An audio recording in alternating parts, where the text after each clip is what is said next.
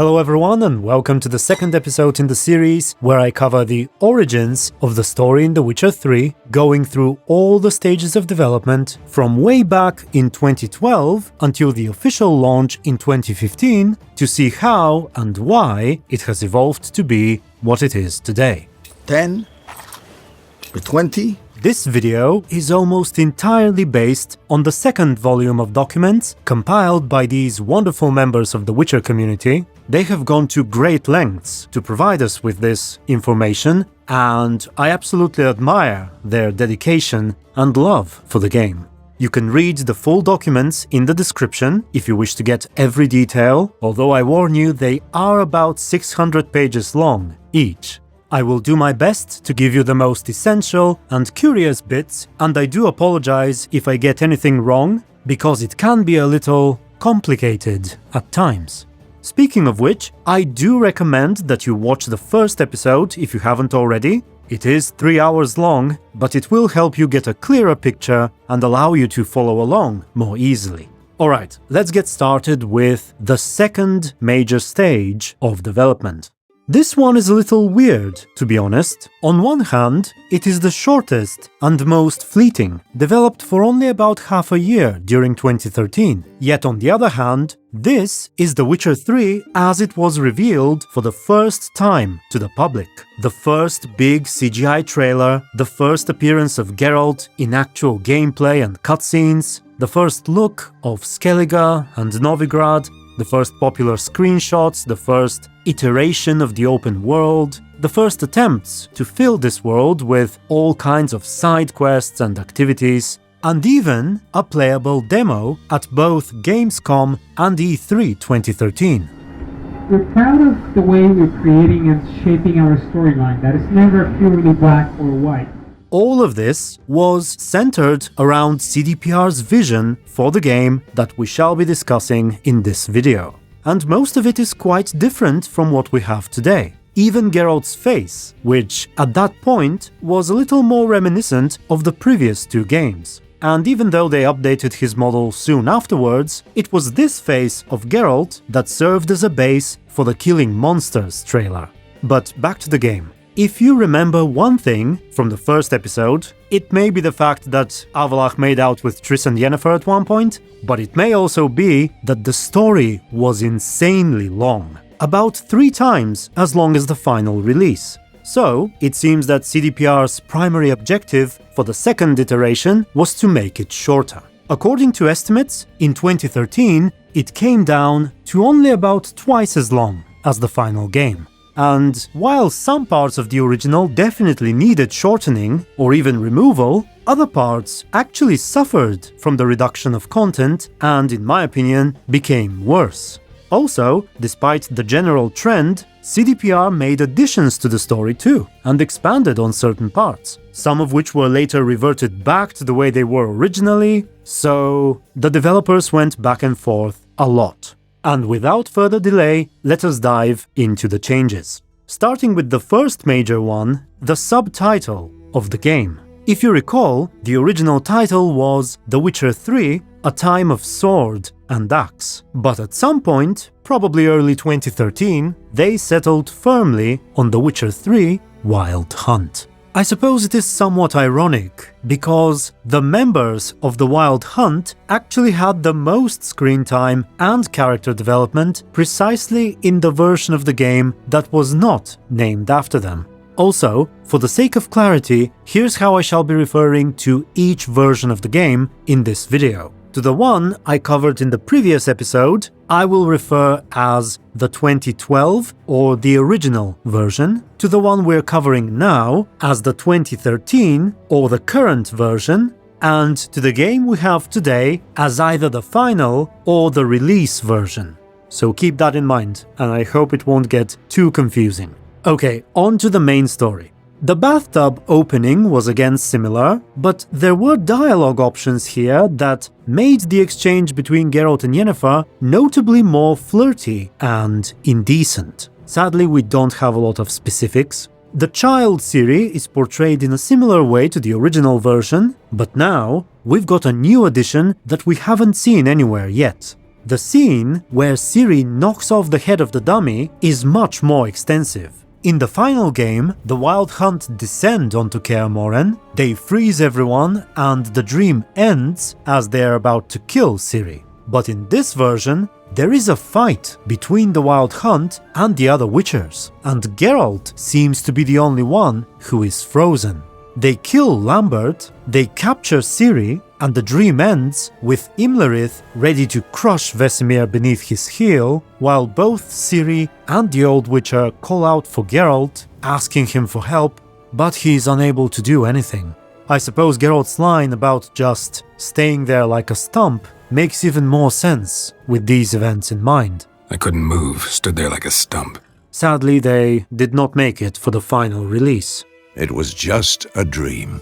Perhaps CDPR did not wish to spoil the characters who can die later in the story, who knows. Anyway, after waking up, Geralt is even more visibly disturbed. Vesemir will again try to calm him down, and the scene is now more similar to the final version of the game. No longer do we have callbacks to the ending of the books or the romance with Triss in the second game. Instead, it's more personal, more about Geralt's fears, which I suppose is just as good.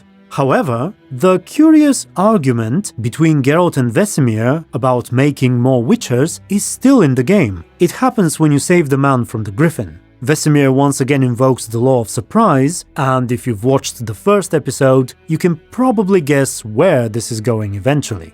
White Orchard is rather similar to the original story too. Gaunter O'Dim is still not in the game, but there is another merchant now who can give you clues about Yennefer, and by all likelihood, he got replaced with Gaunter eventually. 2 schnapsies! Gwent was actually in early development at this point, but most likely not in the game. It was not in the E3 demo either. But it was in the works, and apparently it was intended to coexist with the dice poker and the axe throwing and drinking minigames that were planned in the original version. I'd ask the locals, but since they can't count to 10, the rules are a complete mystery.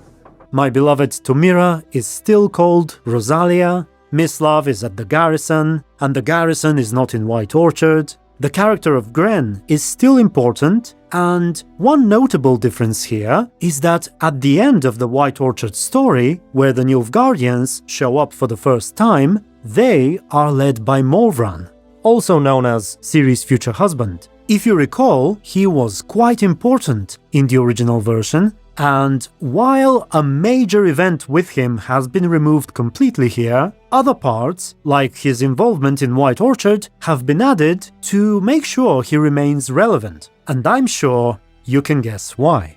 As it was originally, we meet Yennefer at Vizima for the first time, while the Emperor is judging people, but we have a new addition here. I imagine CDPR wanted to make sure that we, the players, get as much information about Yen and her relationship with Geralt and Ciri as fast as possible, so they added a massive conversation with her. In fact, I believe that the 2013 version of this scene holds the record for the most dialogue choices shown on screen in any of the Witcher games, with not 5 or 6 or 7, but 10 available at once. And this happens at the end of the conversation, after the main topics about Ciri and Triss have been exhausted. Speaking of Triss, we have to talk about Geralt's arguments with Yennefer. This version of the game has a little less of that. It is still more than what we've got in the final release, but it's definitely not as chaotic and unhinged as it was before, where Yennefer would get you drunk and toss you to an unknown island, and you would chain her to a bed and leave her behind, and she'll destroy the whole place in her fury. I'm sure you remember how it went. Most of that has been either removed or reduced. And I don't know. Back when I was reading Yennefer's dialogue in Volume 1, I thought it was too much. But now that some of it is gone, I kind of miss it. It's a strange feeling. But back to this conversation, once again, Yennefer is not moved by your amnesia, and she's still furious about Triss. Yen, I'd lost my memory. Really? That's your excuse? even if you tell her that you are not with Triss anymore, and that once you recovered your memory, you immediately went searching for Yen, she's still not happy, saying that now you've decided to abandon Triss too. But on the other hand, you can also get a little upset. You can tell Yennefer that you actually came looking for her purely out of boredom and stuff like that. And while we can talk a little bit more about Ciri and the Emperor here, we shall have to wait until Skellige before this topic fully escalates. And as for the massive amount of optional dialogue, it does seem overwhelming. I'm not an expert in game design, but it seems like too much stuff to drop all at once, and so early too. The essence of it is actually not bad. Some of these choices refer to the books, and The Witcher 1, and The Witcher 2, and the references can be clever and well thought out, so it's not bad writing, it just needs to be spaced out a bit. For example, in the original story, the books and the previous games were already touched upon in dialogue with Vesemir earlier, and in the final release, some of this dialogue occurs much later in the game, after the first act. When the hunt had you, hope they didn't hurt you. Even if they did, I've no memory of it. The whole time's but a string of phantom images.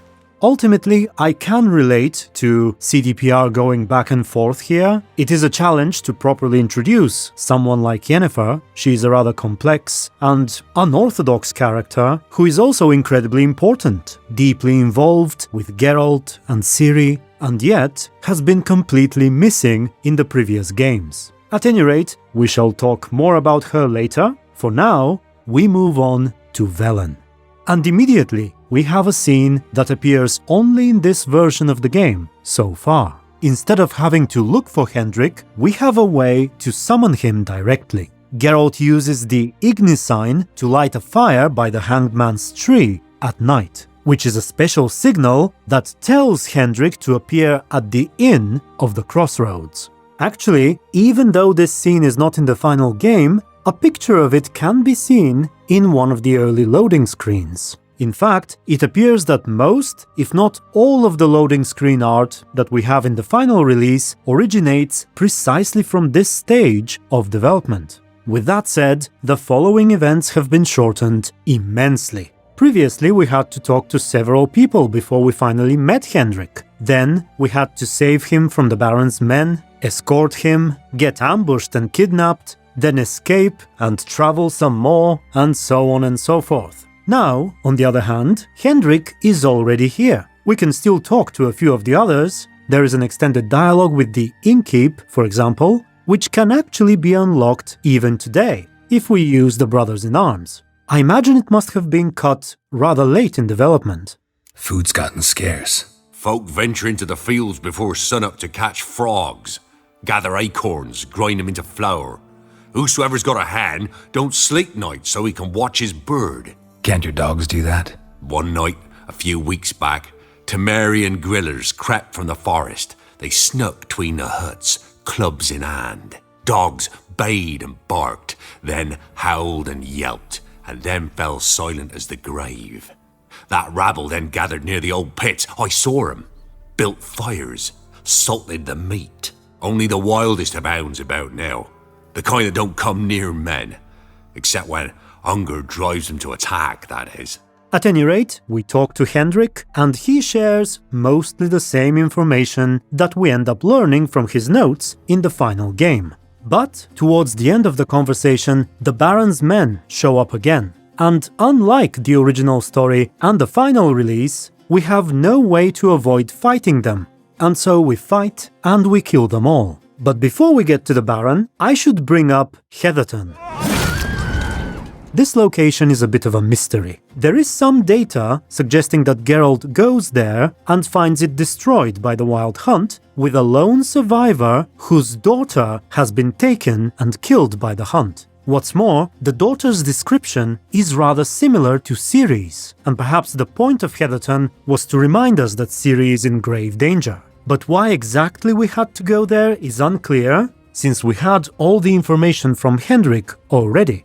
Additionally, the 2013 E3 demo contained a section that was very similar to the events of Healtherton, but it took place in Skellige. in a village called Dalvik, which again is a little confusing. Perhaps for technical reasons, they wanted the demo to take place entirely in Skellige, without the need to travel to Velen, and so they may have essentially copied the events of Healtherton and put them in Skellige just for the demo. At any rate, Hendrik apparently disappears after this point in the game, and we proceed to meet the Baron.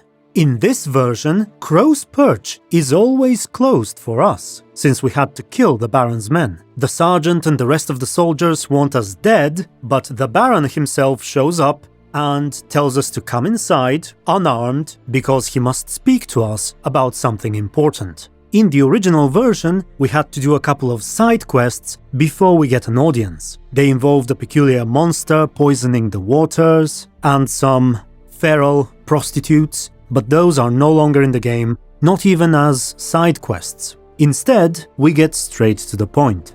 The initial flashback, where Ciri arrives at the Baron's castle, the following investigation which leads us to the Pellar, and eventually to dealing with the Botchling, and meeting Tamara in Oxenfurt, all of that is not too different. It's a bit of a mixture of the original story and the final game, but for the most part, these events should be familiar. In fact, there are even lines of dialogue written way back that are exactly the same today. It's curious, really, just how much some things have changed while others have remained almost exactly the same. The storyline in Velen with the Bloody Baron and the Crones is definitely one of the latter examples. Oh, and another change here is the name of the Baron's wife. Initially she was called Selina, and Anna was the name she used while hiding with the Crones. But now Anna has become her real name too. Now, there are some changes to Keira Metz. Her quest in the dungeons is very much the same in terms of the general objective, the search for Ciri and the mysterious mage who had promised something to Keira and all that. But a lot of the specifics within the quest were different. The gameplay inside the dungeon contained several puzzles. There was one which involved musical notes, another one where you had to navigate in the dark, following Keira's directions to find the way out, and apparently you couldn't use your map. I suspect this may have been the puzzle that inspired the name of the entire quest. You know, wandering in the dark. Additionally, there was very little fighting to be done. Unlike the previous and the later versions, we were never meant to encounter the Wild Hunt at all, and the boss fight with the Viper from the previous version was removed too. So I can't say I'm too excited about this version of the quest. Afterwards, Keira had the exact same side quest too, involving the clay golem. I mentioned it in the previous video. Next up we have the Crones. Their quests have also been shortened to more closely resemble the final game. No longer do we have to deal with Mr. Doppelsteiner, and Johnny is definitely a godling. In the previous episode, he was possibly just a quirky human child. In fact, the original Johnny may have been merged together with Mr. Doppelsteiner into the Johnny that we know today. The ghost in the tree is no longer the imprisoned spirit of a druid, or at least not in such an obvious fashion. However, we don't know if back in 2013 she was meant to be the mother of the Crones. Probably not yet. Once again, there is a flashback where Ciri arrives at the Crookback Bog. However, it is longer and more elaborate. Instead of Ciri escaping as soon as she hears what the Crones are planning, we have Brewes getting ready to take Ciri, to be cooked, most likely, but she wakes up just in time and kicks the Crones so hard that she topples over into the fireplace and her hair catches on fire. Now, I'm not sure what Brewes' hair is supposed to be. Maybe she had some hair back then, or maybe her basket went up in flames, but something went up in flames and the other Crones had to rush in and douse their sister while Ciri escapes in the commotion. There is also one major difference when Ciri leaves the Baron and rides for Novigrad. Instead of him escorting her to the stable, she goes alone, and some of his men try to rape Ciri, or assault her in some other way, but she kills them, or fights them off, and leaves anyway. I'm not sure if this was meant to be a cutscene or a small gameplay segment, but it did happen. It seems the Baron's men were always meant to be horrible people, They were drug addicts in the original story, they terrorize the poor villagers when the Baron is gone in the final release, and now this. Also, something that Mr. Glassfish brought to my attention is one of the loading screens in the final game, which by all likelihood depicts precisely these events. We see Ciri leaving Crow's Perch in a hurry, sword in hand, and one of the Baron's men getting in her way. But for the time being, we are done with Velen, and like Ciri, we move on to Novigrad. Originally, there was a disguised character who appeared as we entered the city, and it wasn't just anyone but Iorveth himself. This is no longer the case, however he still shows up soon afterwards to help us when we get attacked. This time, however, Iorveth isn't so strongly connected to this place. Originally he was more involved with the Scoia'tael, the Elven civilians around the city, and even with Isengrim himself, who, as you remember, was one of the big 5 crime lords of Novigrad. But now Iorveth claims that the Scoia'tael are basically no more, and he's just trying to get by. Meanwhile, Isengrim has been removed from the game, and the big 5 have been reduced to the big 4. Actually, if we take a closer look, there is some indication that Isengrim and Cleaver were actually merged together into Cleaver's character, but still, Isengrim is gone. And unfortunately, these changes begin to pave the way for the eventual removal of Iorveth himself. In the future episodes in the series, when we get to the Catriona questline, you shall see that CDPR actually tried to bring back Iorveth, in a sense, increase his relevance once more, but then the entire Catriona questline was removed, and with it, so was Iorveth himself. But he's still in the game, and with his help, we find Triss and the King of Beggars once again. Just as it was originally, the king has a throne at the crematorium, Triss is helping the mages there, we can show some romantic interest in her, but she pretends not to be interested, and ultimately points us to Roche, who in turn should point us to Corinne. The reunion with Roche at his house in Novigrad has been removed completely, and we go searching for him directly at the docks where he's meeting the shady merchant. Iorveth comes with us, and this time we actually find Roche captured and tied up in a chair. There seems to be a nice Witcher 2 reference where the merchant calls Roche a whoreson, and Roche headbutts him, saying that nobody calls him that. Sons of whores like you would rather hang an innocent man than admit failure. Don't ever call me a whore's son again.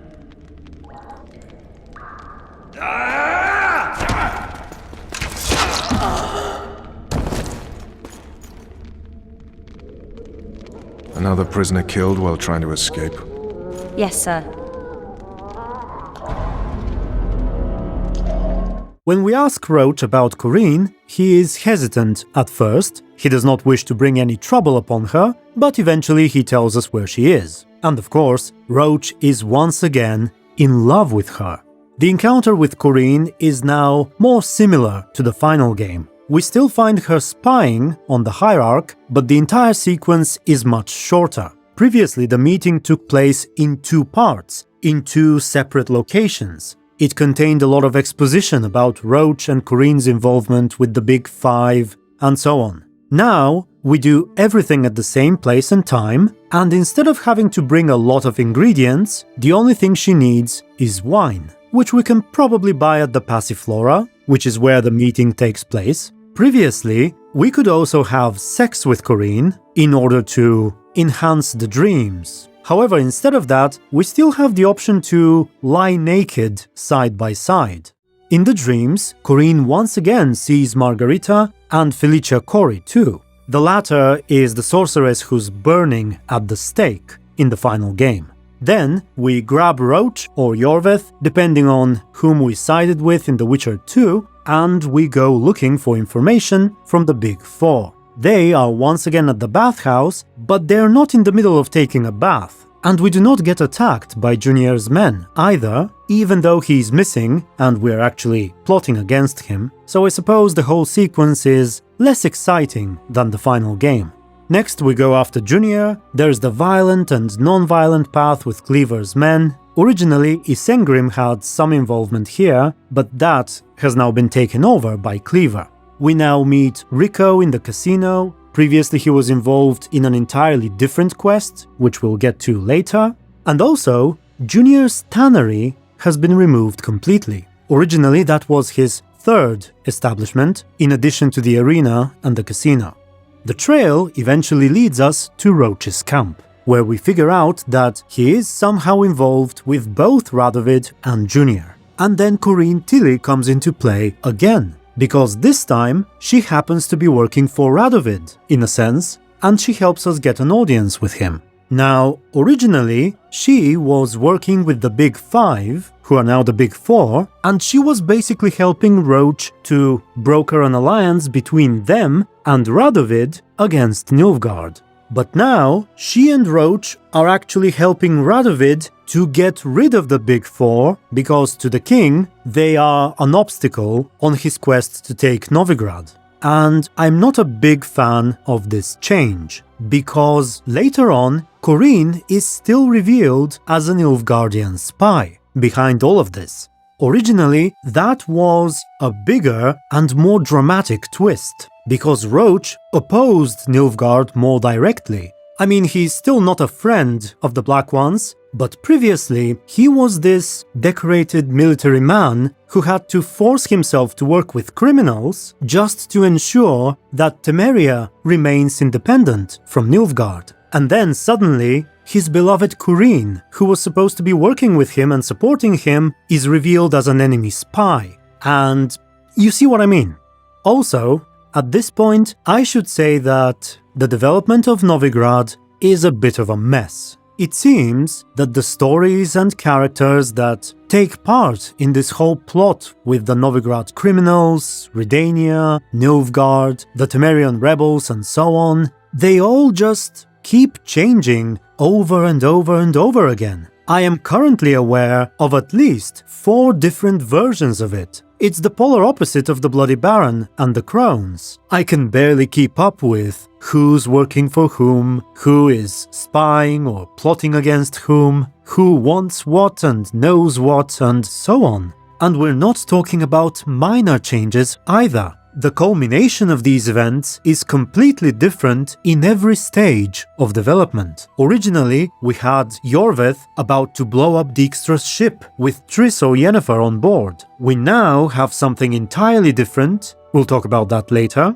However, in the following episodes of the series, when we talk about the Catriona story, there will be yet another ending for these characters. And of course, the final game has the Reason of State, which is possibly the most universally disliked quest in the whole game. And I think now we're beginning to see why. For one reason or another, the developers simply could not agree on a singular vision, and unsurprisingly, this whole storyline ended up in a bad shape.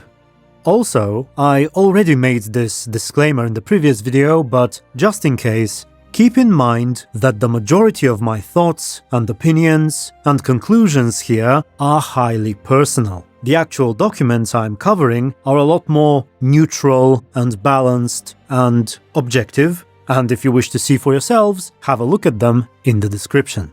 But back to the story. We get to Junior eventually, and this time we can actually kill him. What the sandwich fuck is this? Originally that was not an option, because Roche was involved with the Big Five.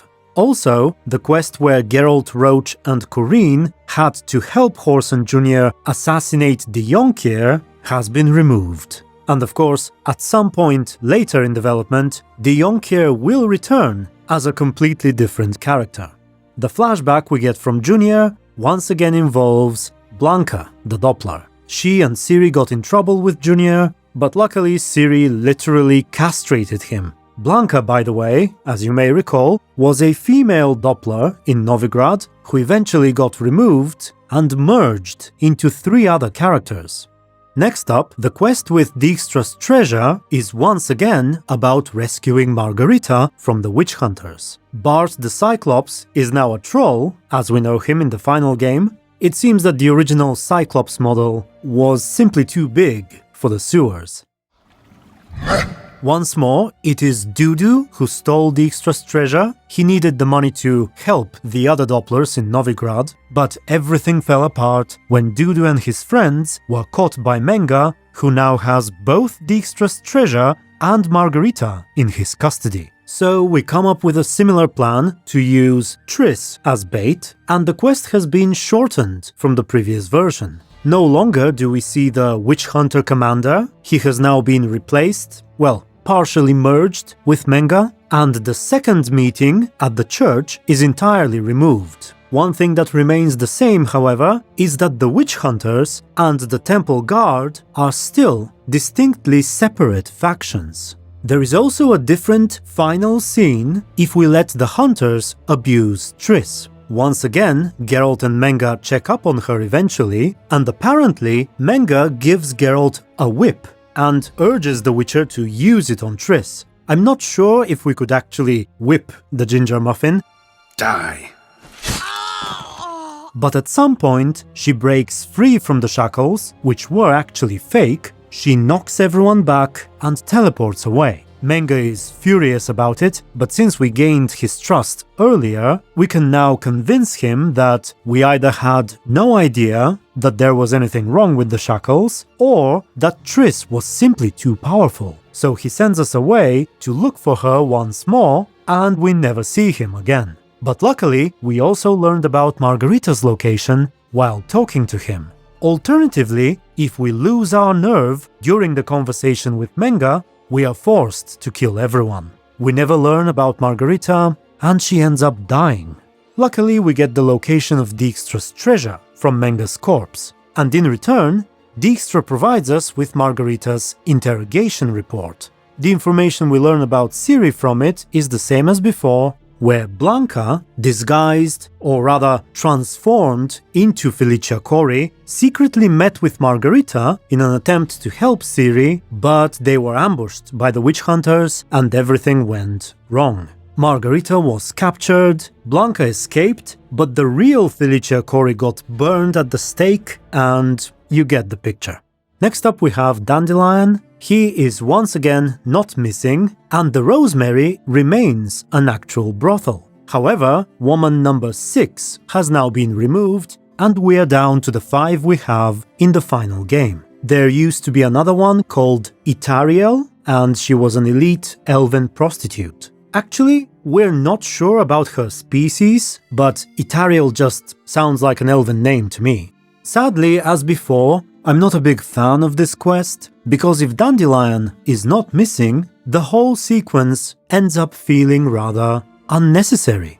The following quest with the play is a little different. As before, Dandelion storms the stage when Priscilla starts singing one of his songs, and their relationship is basically falling apart. They argue a lot, they draw Geralt in their arguments, they force him to tell them which of the two is the better poet, whose title for the play is better, who has the better suggestion for the genre, and so on. One nice addition here is that both Dandelion and Priscilla can actually act in the play. And if they do, their chemistry is rather good. And if we have previously chosen a mixture of their ideas, they seem to like it too, and perhaps their relationship improves again. As before, the main purpose of the play is to lure Blanka out of hiding.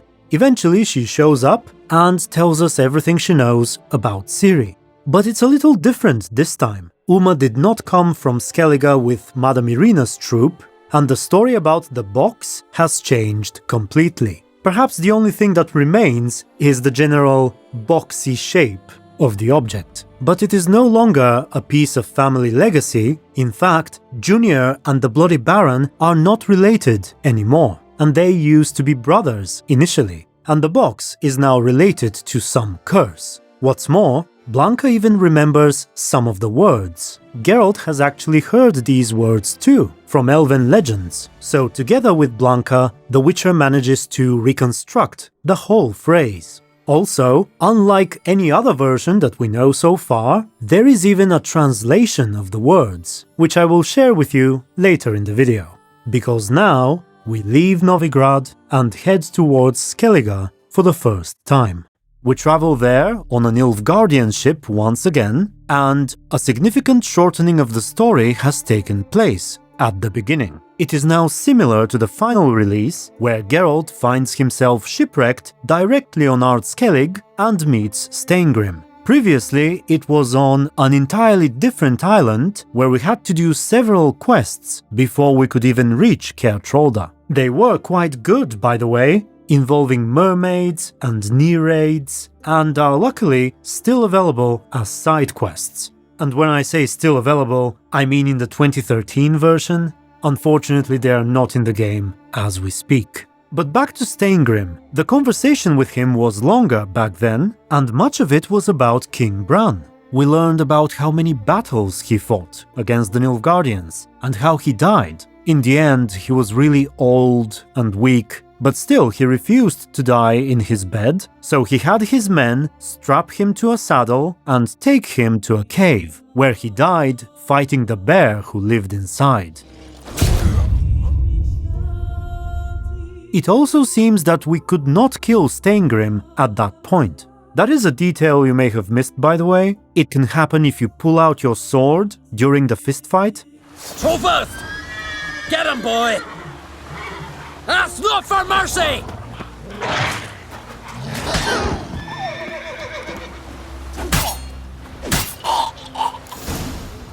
At any rate, we meet Yennefer once again. She tells us what she's managed to achieve in Skellige so far, which is basically nothing, and she instructs us to get shaved, get dressed, and go to the wake. However, this time, instead of burn Brann, we see Yennefer talking to a girl who looks a bit like Ciri. The two of them seems to have an argument, and when it's done, the girl leaves, and Yennefer says that this is her protege, and her name is Ceris.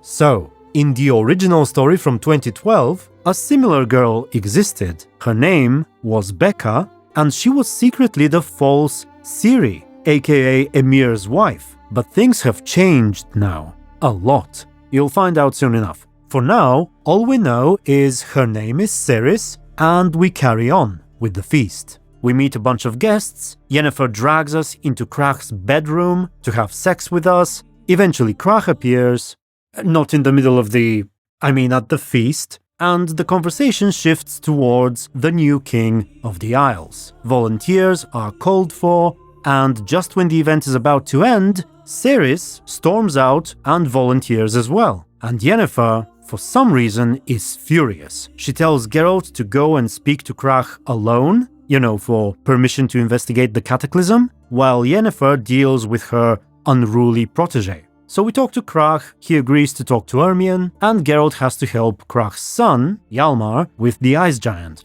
Yennefer is nowhere to be seen though, so we go looking, and we find her arguing with Ceris once again. We wait until it's over and then talk to Yen. At first, she seems unwilling to admit, but eventually she explains everything. It turns out that Ceris, in this version of the game, was neither Krach's daughter nor Emhyr's wife.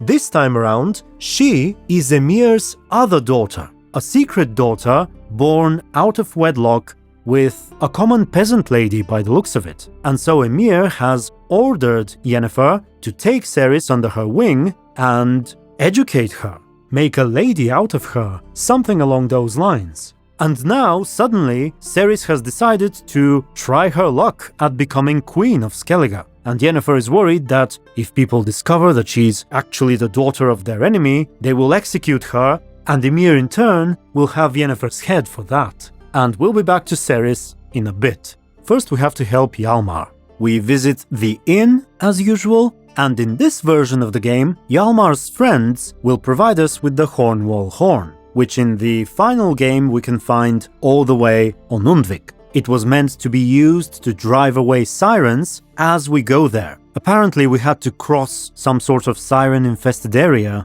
on boat. However, it seems that the more elaborate sailing mechanics that were planned initially had either been cancelled already or were about to be. On the island itself, Vigi is once again injured, trapped in a cave full of sirens. Fallen is captured by the trolls, and there is actually some more dialogue with both of them. We can learn more about Fallen and Hjalmar's friendship, also that Viggi is actually a local who is trying to liberate the Isle of Undvik from the giant who has apparently driven all the inhabitants away.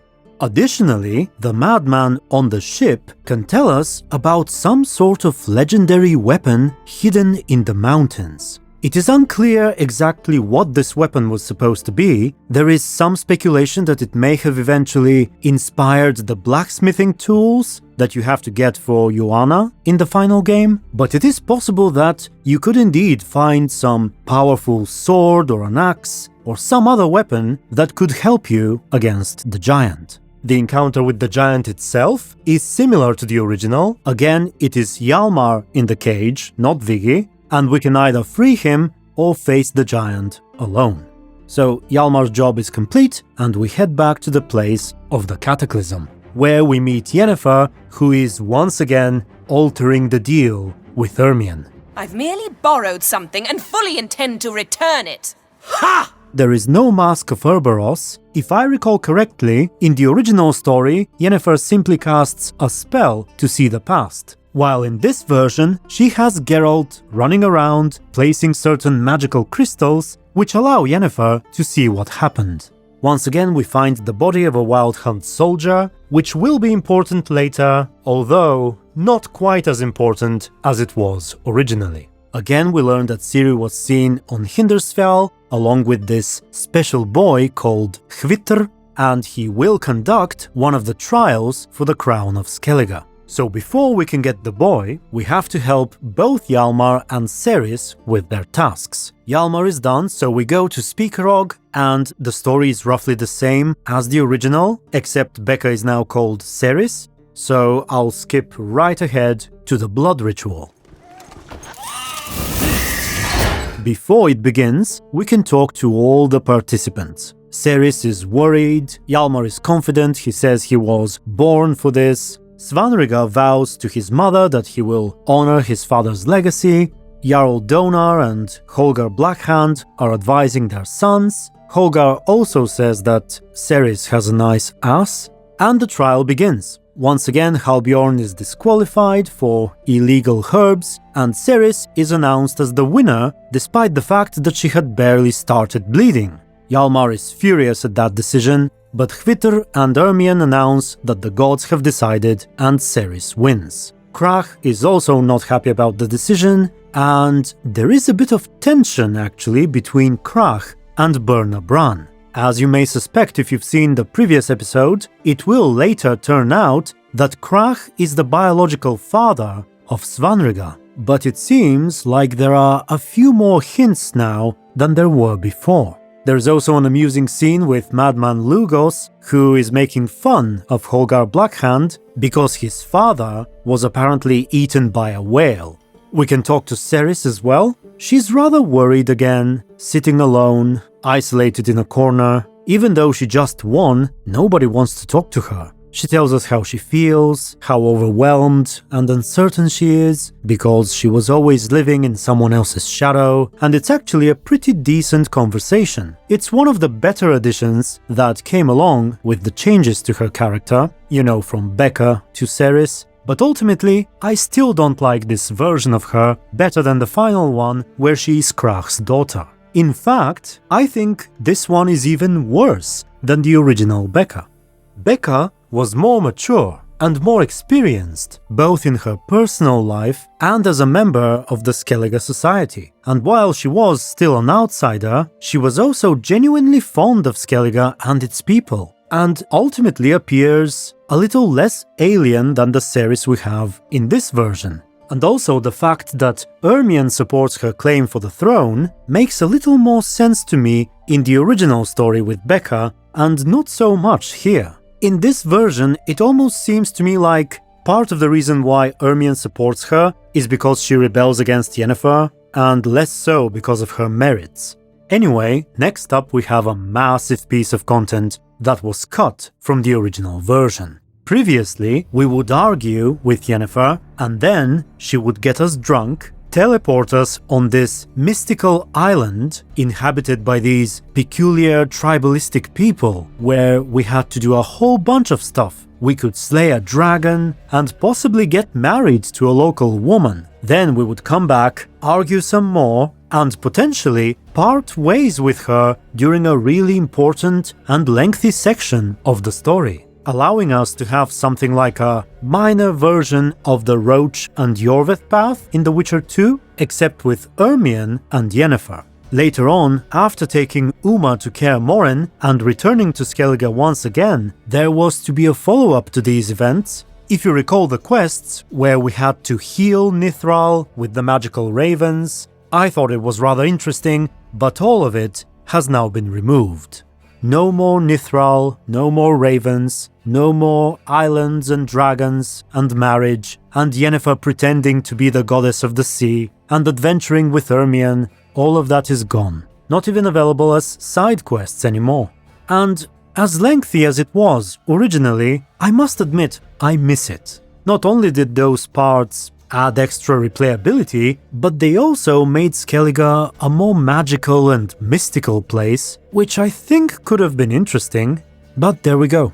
What happens now is another long discussion and potentially an argument with Yennefer, which, to be honest, is not bad either. The beginning of it is similar to what we had in the original version, where Geralt and Yennefer cannot agree what is best for Ciri's future. Yennefer clearly thinks that the best thing they can do for her is to follow through with Emhyr's plan and make her the next emperor or empress of Nilfgaard, whereas Geralt wants to let Ciri make her own choices without the extra weight of political pressure from Emhyr or Yennefer or anyone else. Ultimately, you can either agree with Yennefer that her plan is indeed best for Ciri, or say that you will never agree to force anything on Ciri. Needless to say, she doesn't like the second opinion, and here is where everything you did on Skellige with Yennefer until this point adds up. The wake at Caer Trolda was potentially a long time ago at this point, but Yennefer remembers everything. And she will either be pleased or angry with you now based on 3 choices, or rather 3 sets of choices that you've made so far. The first one is whether or not you agreed with Yen about what's best for Ciri's future just a moment ago. The second is whether you dressed and prepared yourself properly for the feast, as one of the voice actors for the Last Wish project is messaging me. So whether you are dressed is the second important thing, and the third is whether you behaved the way she wanted. More specifically, whether you drank too much at the feast, and whether you defended her honor when she was insulted. So, if you've got at least 2 out of 3, you will get on Yennefer's good side here. There are a couple of correct dialogue options actually that may cause you to regain her favor even if you did or said something wrong. It usually involves admitting that she is right and apologizing, but if you stand your ground, you can actually get into quite the spicy argument here. You can tell Yennefer to stop manipulating you, tell her that it's no business of hers what you say, or wear, or drink, and that she egotistically wants Ciri to be on the throne, so she can be her advisor, without caring that Geralt doesn't really fit in the picture. Meanwhile, Yennefer can say that she's the only one who actually cares about Ciri, because she alone went looking for her, while Geralt was playing the Avenger of King Foltest and was searching for lost Witcher secrets in the basement of every slut he met along the way, or something like that. She then calms down a bit and says that she doesn't really care how many women Geralt has slept with, but what truly hurts is the fact that he forgot about her. Meanwhile, Yennefer claims that she never did. She says there was a time when she did not remember her own name, but she still remembered Geralt and her feelings for him. However, you as Geralt might not relent. You can say that maybe you forgot about her on purpose. Maybe forgetting about her was a survival instinct, and so on. What's more, the two of them can decide to part ways here and look for Ciri on their own. However, all of the tension is quickly dissolved because immediately afterwards they both find themselves on Hindersfjall and end up grouping up again. What's more, Ermion is suddenly busy and he cannot come, so ultimately we end up having to go with Yennefer as our only option, just as it is in the final game, and Ermion is left out completely. As a result, the encounter with Astrid is rather different. Astrid, of course, is the sister of Skjall. He, however, was not in the game at all at this point, so we had to deal with his sister, whom we found in a very bad shape. Originally, we could tackle her affliction in different ways based on whether we had Ermion or Yennefer with us. But now that Ermion cannot be here, we can either take advice from Yennefer or from Hvitr. Yennefer proposes a potion, while the boy wants us to find a certain fruit, or was it a root? A part of a plant with incredible healing powers. Generally speaking, Yennefer's proposition comes across as the rational and scientific option, whereas Hvitr's is more spiritual and ritualistic. Ultimately, there are three outcomes. The magical fruit seems to be the middle one, where Astrid survives but ends up going blind soon afterwards. Hvitr says that the gods have taken something in return for saving her life. Meanwhile, Yennefer gives us a more scientific and neurological explanation. Alternatively, the potion can have two outcomes. If prepared exactly as instructed by Yennefer, Astrid survives without any side effects. Apparently, we had to gather and prepare ingredients, and there was a way to get it wrong. And if we did get it wrong, Astrid would die soon after drinking it, and Yennefer would be upset. By the way, you know how in the final version of the story, we have Yennefer explaining that Freya's garden isn't really magical, but simply the result of favorable microclimate? When the world was young, the goddess strode across Skellige, sowing seeds among the rocks. All her seeds poured from it and landed here. Thus, this garden is bounteous while the rest of Skellige is barren. You believe that? Is that a serious question? Of course not. Favorable microclimate for plant life, end of story. I suppose this may have been inspired by the events of 2013 and added specifically after the removal of Hvitr. Anyway, as before, we decide whether to set him free or return him to the priestesses. The former is of course what Yennefer prefers. Eventually, we take Uma from the Bloody Baron. The option to punch the cheeky stable master is still here. Bring him back though, won't you? Be awful dull without him. But there is one notable difference after we are intercepted by the Black Ones. Instead of Geralt asking Yennefer why she behaves like a schoolgirl in front of Emhyr, I mean, you were meek as a novice at Aretusa called into the dean's office. we overhear a conversation between her and the Emperor. It is about his daughter Ceris, but we shall find out more later. At length, we take Uma to Kaer Morhen. Eskel still has his side quest where he blames himself for the fall of Kaer Morhen, but Lambert's quest about his medallion is actually not in the game yet. It wasn't meant to be in the previous episode either. It turns out the authors of the documents had made a small mistake by including it. It actually belongs to a later stage of development. So overall, it seems that Lambert was a less significant character than Eskel in the early versions of the game. Anyway, Yennefer is here too, but something is wrong. She's unwell. Her head hurts, and she even faints during dialogue. Geralt can ask what the matter is, if there is anything he can do, and she says that there is a flower in the hills nearby which can soothe her pain. Originally, if you recall, we could also bring her a flower at this point in the story, a black rose, but it was meant to be an apology. Now, it has changed to a sort of medicine, and a lot more will be revealed about Yennefer's condition later. Eventually, we gather up and discuss Uma. Vesemir talks about the creature's lack of self-preservation instincts. Apparently, Uma would hurt himself sometimes, maybe even intentionally. We also bring up the words of the curse from Blanka. They are the same, or very similar to the final version, you know, Vafail, Elaine, Kedmil Folly, and so on, but in addition to that, this version contains a translation. The meaning of this elder phrase is "Farewell, beautiful, greetings, madman. A sword cuts through your soul, the vile one devours the noble."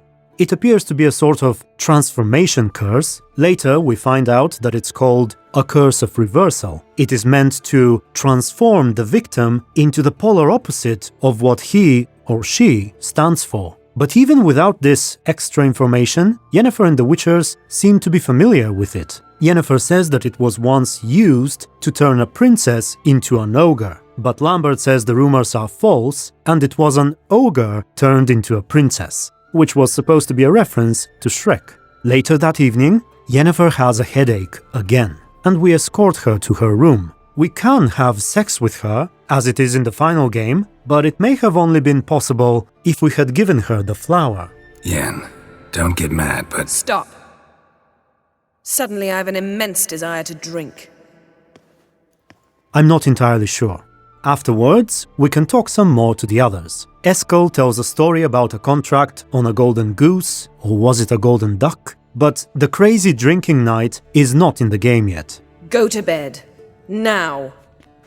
Next morning, the Witchers and Yennefer continue their work on Uma. Yennefer proposes a form of hypnosis, while Eskel and Vesemir propose an elixir, which is similar to the concoction for the trial of the grasses, but a bit lighter. It's not light enough though, because Yennefer gets quite angry if we choose the elixir, and if we're not careful, there can be another, rather heated argument with her in front of the other Witchers. Yennefer says that Geralt is not thinking at all, that Ciri herself might be trapped inside Uma and we could hurt her this way. Geralt, in turn, can accuse Yennefer of not thinking when she decided to promise Ciri to Emhyr. And it goes like that for a while, before Yennefer storms out and misses the rest of the procedure.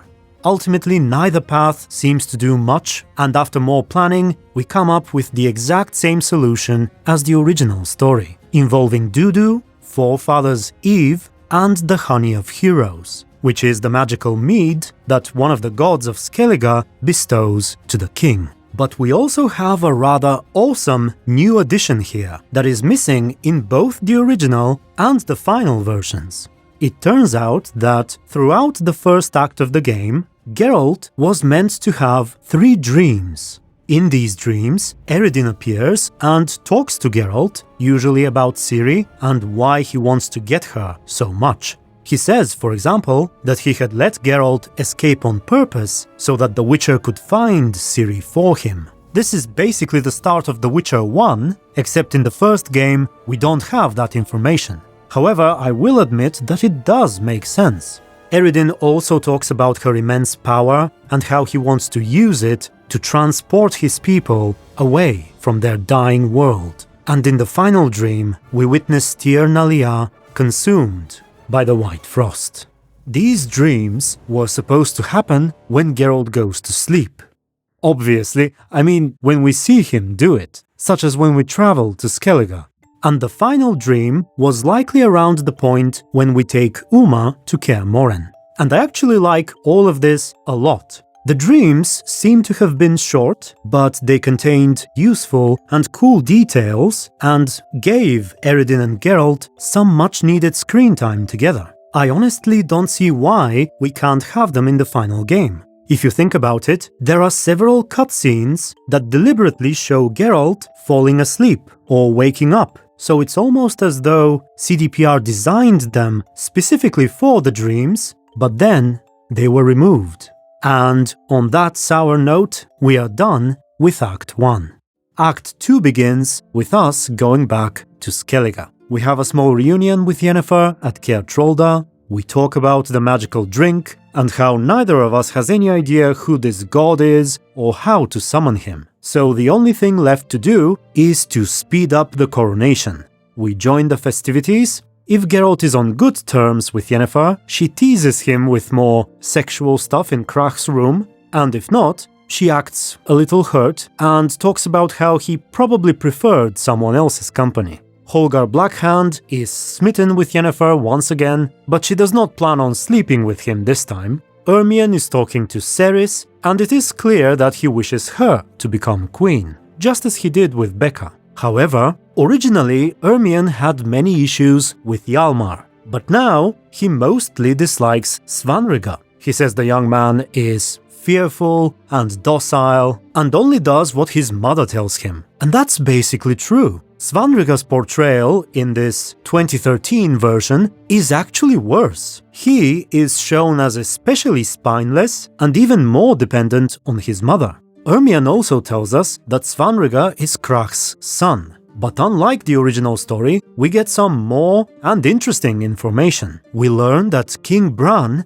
probably knew of this, or at least was highly suspicious. Ermion tells us how, when Svanrige was born, the king refused to cut his umbilical cord. And apparently Skellige tradition demands that a child's cord should be cut by his or her father. It's considered to be a gesture in which the father claims ownership of the child, essentially, and King Brann did not wish to do it. However, Birna was able to convince him to acknowledge the child as his own, and the situation was quickly dissolved. We can talk to Birna as well. She does not try to seduce Geralt with sexual favors this time, but she promises to share the mead if we support Svanrige. And also she denies that Svanrige is Krach's son. We can't talk to Hjalmar, he's busy fighting the Wildkarls. Hjalmar, can you?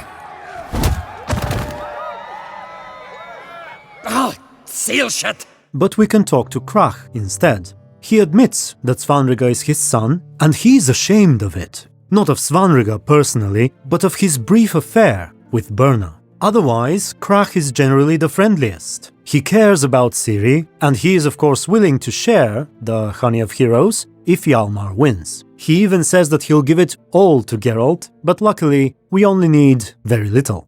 Meanwhile, the bears attack again. Apparently Arnvald is the one who runs to Geralt and Krach, asking them for help. Geralt's first instinct is to worry about Yennefer, because she is in the hall when the bears attack. So we go there, we save everyone, we realize that Birna and Cerys are both missing. But while Birna was absent for some time, Cerys was there during the attack, but she ran away to hide in the kitchen. Hjalmar makes fun of her, he says the kitchen is where she belongs.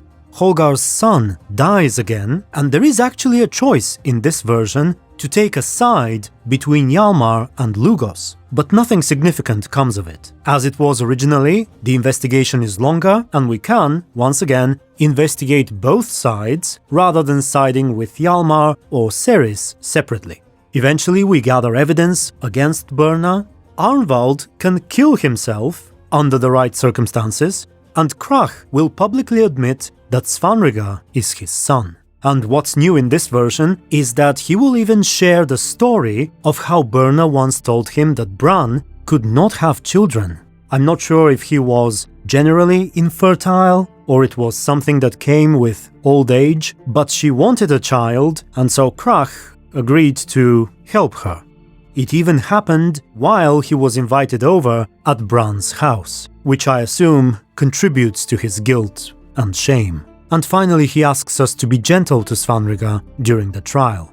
The trial itself can end in one of three ways: either nobody is convicted, only Birna is guilty, or both she and Svanrige are guilty. And once again in this version, Svanrige could not be king under any circumstances. However, at some point during the trial, Yennefer gets that headache again, and we will be back to it very soon. At any rate, the trial is over, and the Jarls return to pondering about who should be the next king. And Yen wants to reveal the fact that Ermion cheated during the blood ritual, which he did, just as it was in the original story with Becca. But there are some new additions here. First, we learn that Cerys is apparently set up for political marriage by her father. We don't know who she's meant to marry, but this is likely what they were talking about in private in Vizima. So Yennefer definitely does not want Cerys to be queen of Skellige. There is a lengthy discussion between Geralt and Yennefer about what evidence we have against Ermion, whether she should reveal it or not, how it would affect Cerys and Skellige, and so on. Geralt can actually bring up similarities between Cerys and Ciri and ask Yennefer not to do it, not to try and control the girl, since she is in fact Ciri's half-sister and that's not what Ciri would have liked for herself, so why would Cerys be any different? Anyway, the Jarls vote, and the result can be one of three things. Hjalmar wins, Cerys wins, or a tie. If there is a tie, they announce that Cerys is the winner precisely because she had the favor of the gods from the ritual. But then, and I'm not sure if this happens always or only based on the dialogue with Yennefer, but she jumps in and she exposes Ermien's deception in front of everyone. In response to that, he has a speech. A pretty good one actually. It contains the only reference to the cut content with the thralls, and is probably the best addition that Ermien has received in 2013. So it goes like this. Ermien stands before the Jarls and tells a story about how once there were these island folk who worshipped a mysterious dragon. Every full moon they had to sacrifice a child to him because they feared his wrath. Until one day, an old sage came to live on the island, and he told the people that they should rebel, that the dragon is an ordinary monster and should be killed. But the wise man was not from their tribe, and they did not believe him.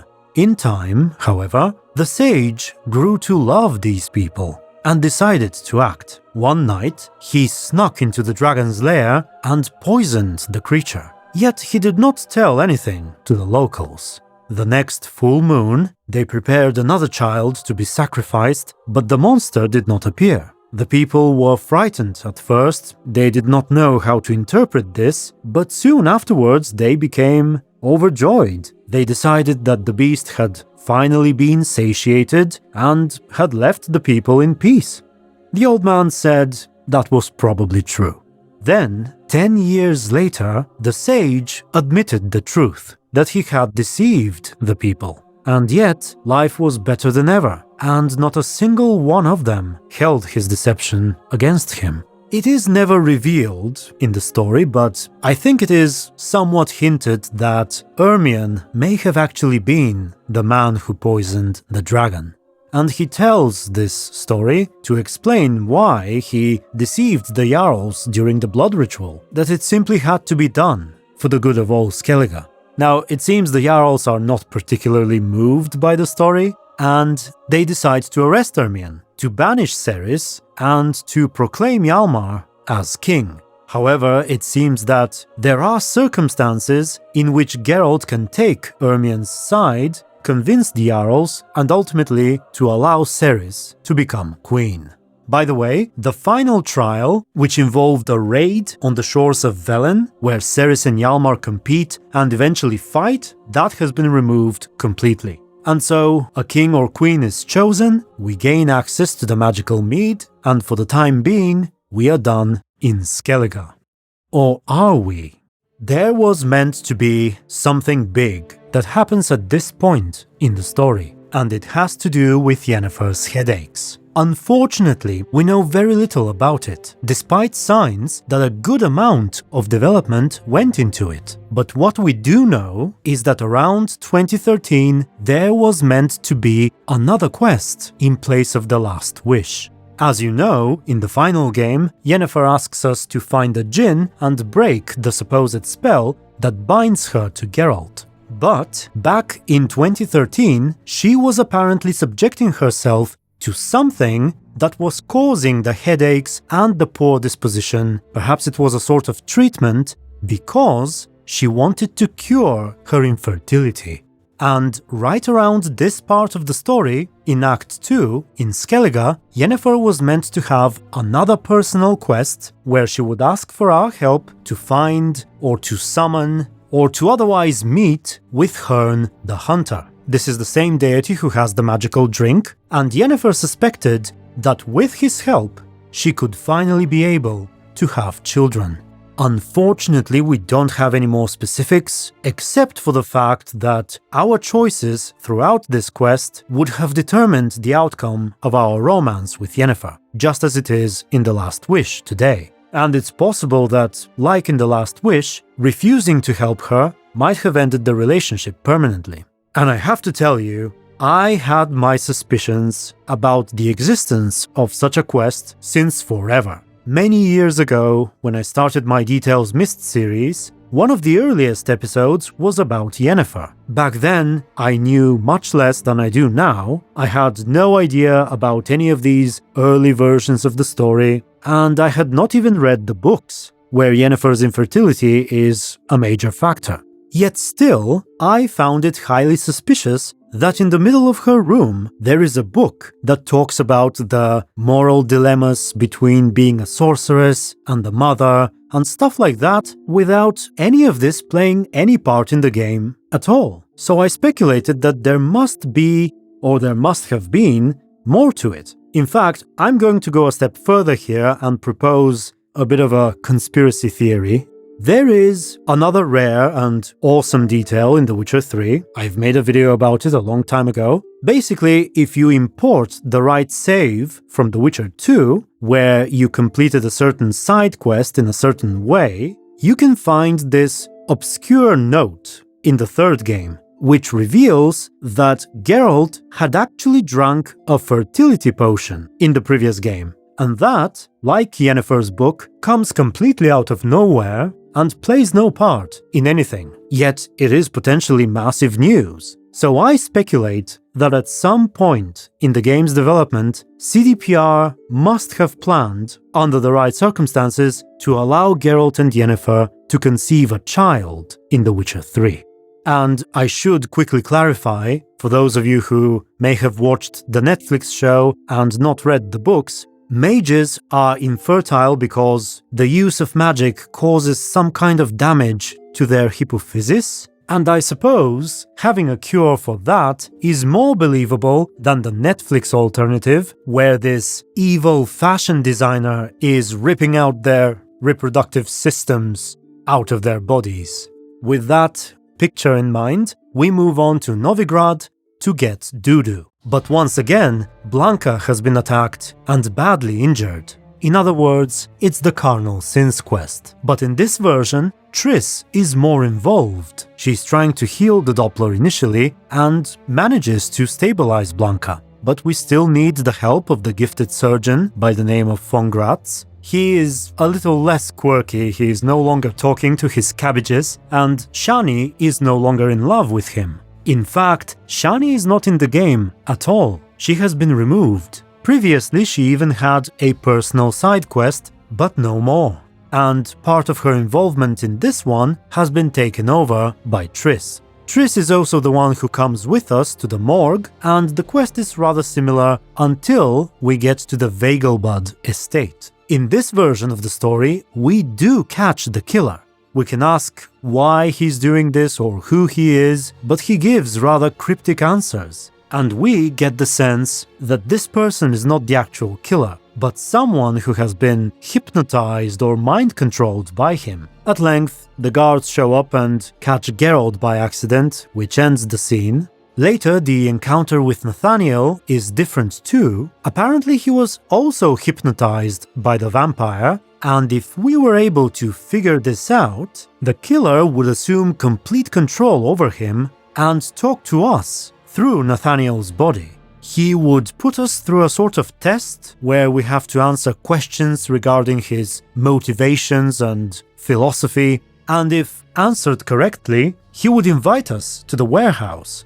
Alternatively, he would attack. The part where there is a secret vampire medical society in Novigrad is still a thing, von Gratz is still one of them, and we can once again recruit their help against the serial killer. Now, the lengthy section of this quest, which I initially called the Eternal Fire Heist, has been completely removed. It's not even a side quest anymore, and I actually liked that. I felt like it unnecessarily bloated up this part of the game. But despite the removal of the heist, Blanka's eye surgery is still in the game, and it can go wrong, leaving her in that crippling condition which prevents her from taking any other form, and she remains stuck in this, what I assume is a human form, and as it was originally, it had such a tremendously negative impact on her that she asks Dudu to end her life. There is also some indication that Dudu has feelings for her in this version. But hopefully the operation went well, and just as we're about to leave Novigrad, Triss gets in trouble too, and the Now or Never quest begins. It has been changed to be more similar to the final game. Triss no longer has a lover or a wedding. Roche and Corinne still take part, but not as much as they did before. Previously they took up a significant portion of the quest, and this time the plan to evacuate the mages involves splitting up in two teams, one led by Triss through the sewers, and another led by Roche to secure the ships or something. We could choose whether to go with Roche or Triss, but it wouldn't really matter. In fact, if we go with Roche, we can still rejoin Triss before she reaches her destination, but if we go with Triss, Roche will be on his own, and he will handle it just fine. There was a cooler fight with the witch hunters apparently, where Margarita, if alive, would summon a kind of demon or some other outworldly creature to fight for her. Triss is upset that she had to resort to such magic, but it goes well in the end. I also believe that this is the first version that introduces Triss leaving for Kovir, unless we say we love her. And instead of Dijkstra, we had Roche keeping us company. He would then leave to spend some time with Corinne, and we can once again have a romance scene with Triss, but sadly, the part where she eats ice cream naked has been removed. And since I mentioned Triss's side quest, she now has a new one. It should be rather familiar to most of you though, because it's a matter of life and death, pretty much as we know it today. The masquerade is a little different and extended. We get to deal with a servant who betrays Triss and summons the witch hunters who assault you in the garden. You can question that servant afterwards, you can kill him or spare him. Apparently he tries to deceive you somehow during dialogue, but if you figure it out, it turns out that he really is a traitor. Also, in the previous video, I speculated that a certain part of Whoreson Jr.'s original quest, which involved Corinne, Roche, and Geralt attending a party, may have later inspired the masquerade with Triss. And now we see that the addition of the masquerade and the removal of that other quest happened at the same stage. So I may have been right. Anyway, with the Dopplers and everyone else in Novigrad safe, well, as safe as they can be in such a city, we go back to Velen. In order to perform Forefather's Eve, we have to lift the curse on Fyke Isle. The beginning of the quest has been shortened a lot. It resembles the final game much more. Originally, it involved talking to the locals, gathering materials, building a boat, and so on. It wasn't bad, to be honest, but it's no more. So we deal with Annabelle and Graham, and we go to the Peller's house. But now, we find the witch hunters there, along with Tamara and the Bloody Baron. Everyone is arguing, and the Baron is actually trying to protect the Peller from the hunters. Luckily, the Peller manages to sneak away, and we can talk to him afterwards. However, a lot of content has been removed here. All of the quests, or rather objectives, involving the different witch hunter camps, discovering which village supports the Crones, the All God, performing the little ritual to draw Anna away from the Crones and talk to her along with Tamara, all of that is gone. And the story proceeds in a similar fashion to what, in the final game, we know as the side quest to save the Baron's wife. So we go back to the village of the Crones, where based on whether the children were saved or not, Anna can be found in her human form or turned into a monster. But each of the two outcomes has some differences from the final game. For example, if she is still human, she doesn't seem to be in such a bad mental state, and she agrees to return home with the Baron. Home, however, does not seem to be in Crow's Perch, but some other unknown location. And if she is a monster, Johnny can tell us exactly what the Crones did. They used a lock of Anna's hair, and they went behind the tapestry. Apparently, in 2013, the plan was for the underground room to be hidden behind the tapestry instead. Also, there may have been a cutscene of Anna actually transforming. Additionally, we even have data of an alternative bad ending. This is something CDPR were considering at the time. So, instead of sitting in the village, the Anna monster was hiding in a cave. Johnny was meant to take us there, and Geralt would hatch a plan to turn Anna human again. It involved Graydon putting a dimeritium collar around her neck, while Geralt keeps her paralyzed with both Axii and Irden. As I can hear my daughter screaming, I hope everything's okay. Okay, it's all good. Ultimately, there would be two outcomes, a successful one where Anna turns human again, and another where she attacks Tamara and is about to kill her, but the Baron jumps in and kills Anna instead.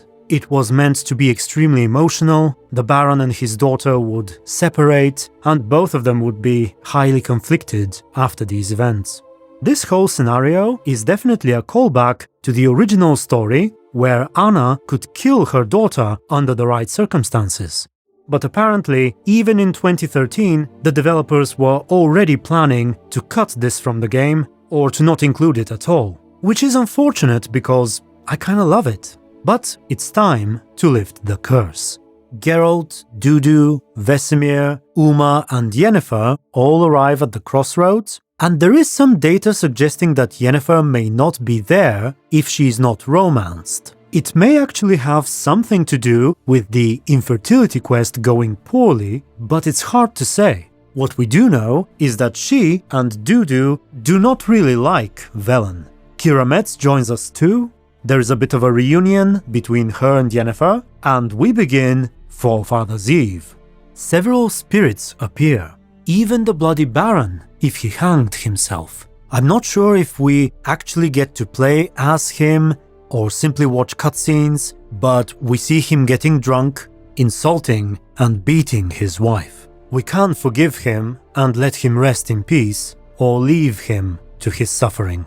Then, the spirit of a little boy called Wojtek appears too. He blames himself for the loss of Johnny's voice. Apparently he betrayed Johnny to the Crones, and as punishment they took the godling's voice. We can forgive the boy and tell him that Johnny got his voice back so he can rest in peace, and honestly, he did not do anything too bad. He was one of the children of the Crones, and once Johnny had helped him sneak away to play outside, but one of the Crones caught him, and he admitted that it was Johnny who had helped him sneak away.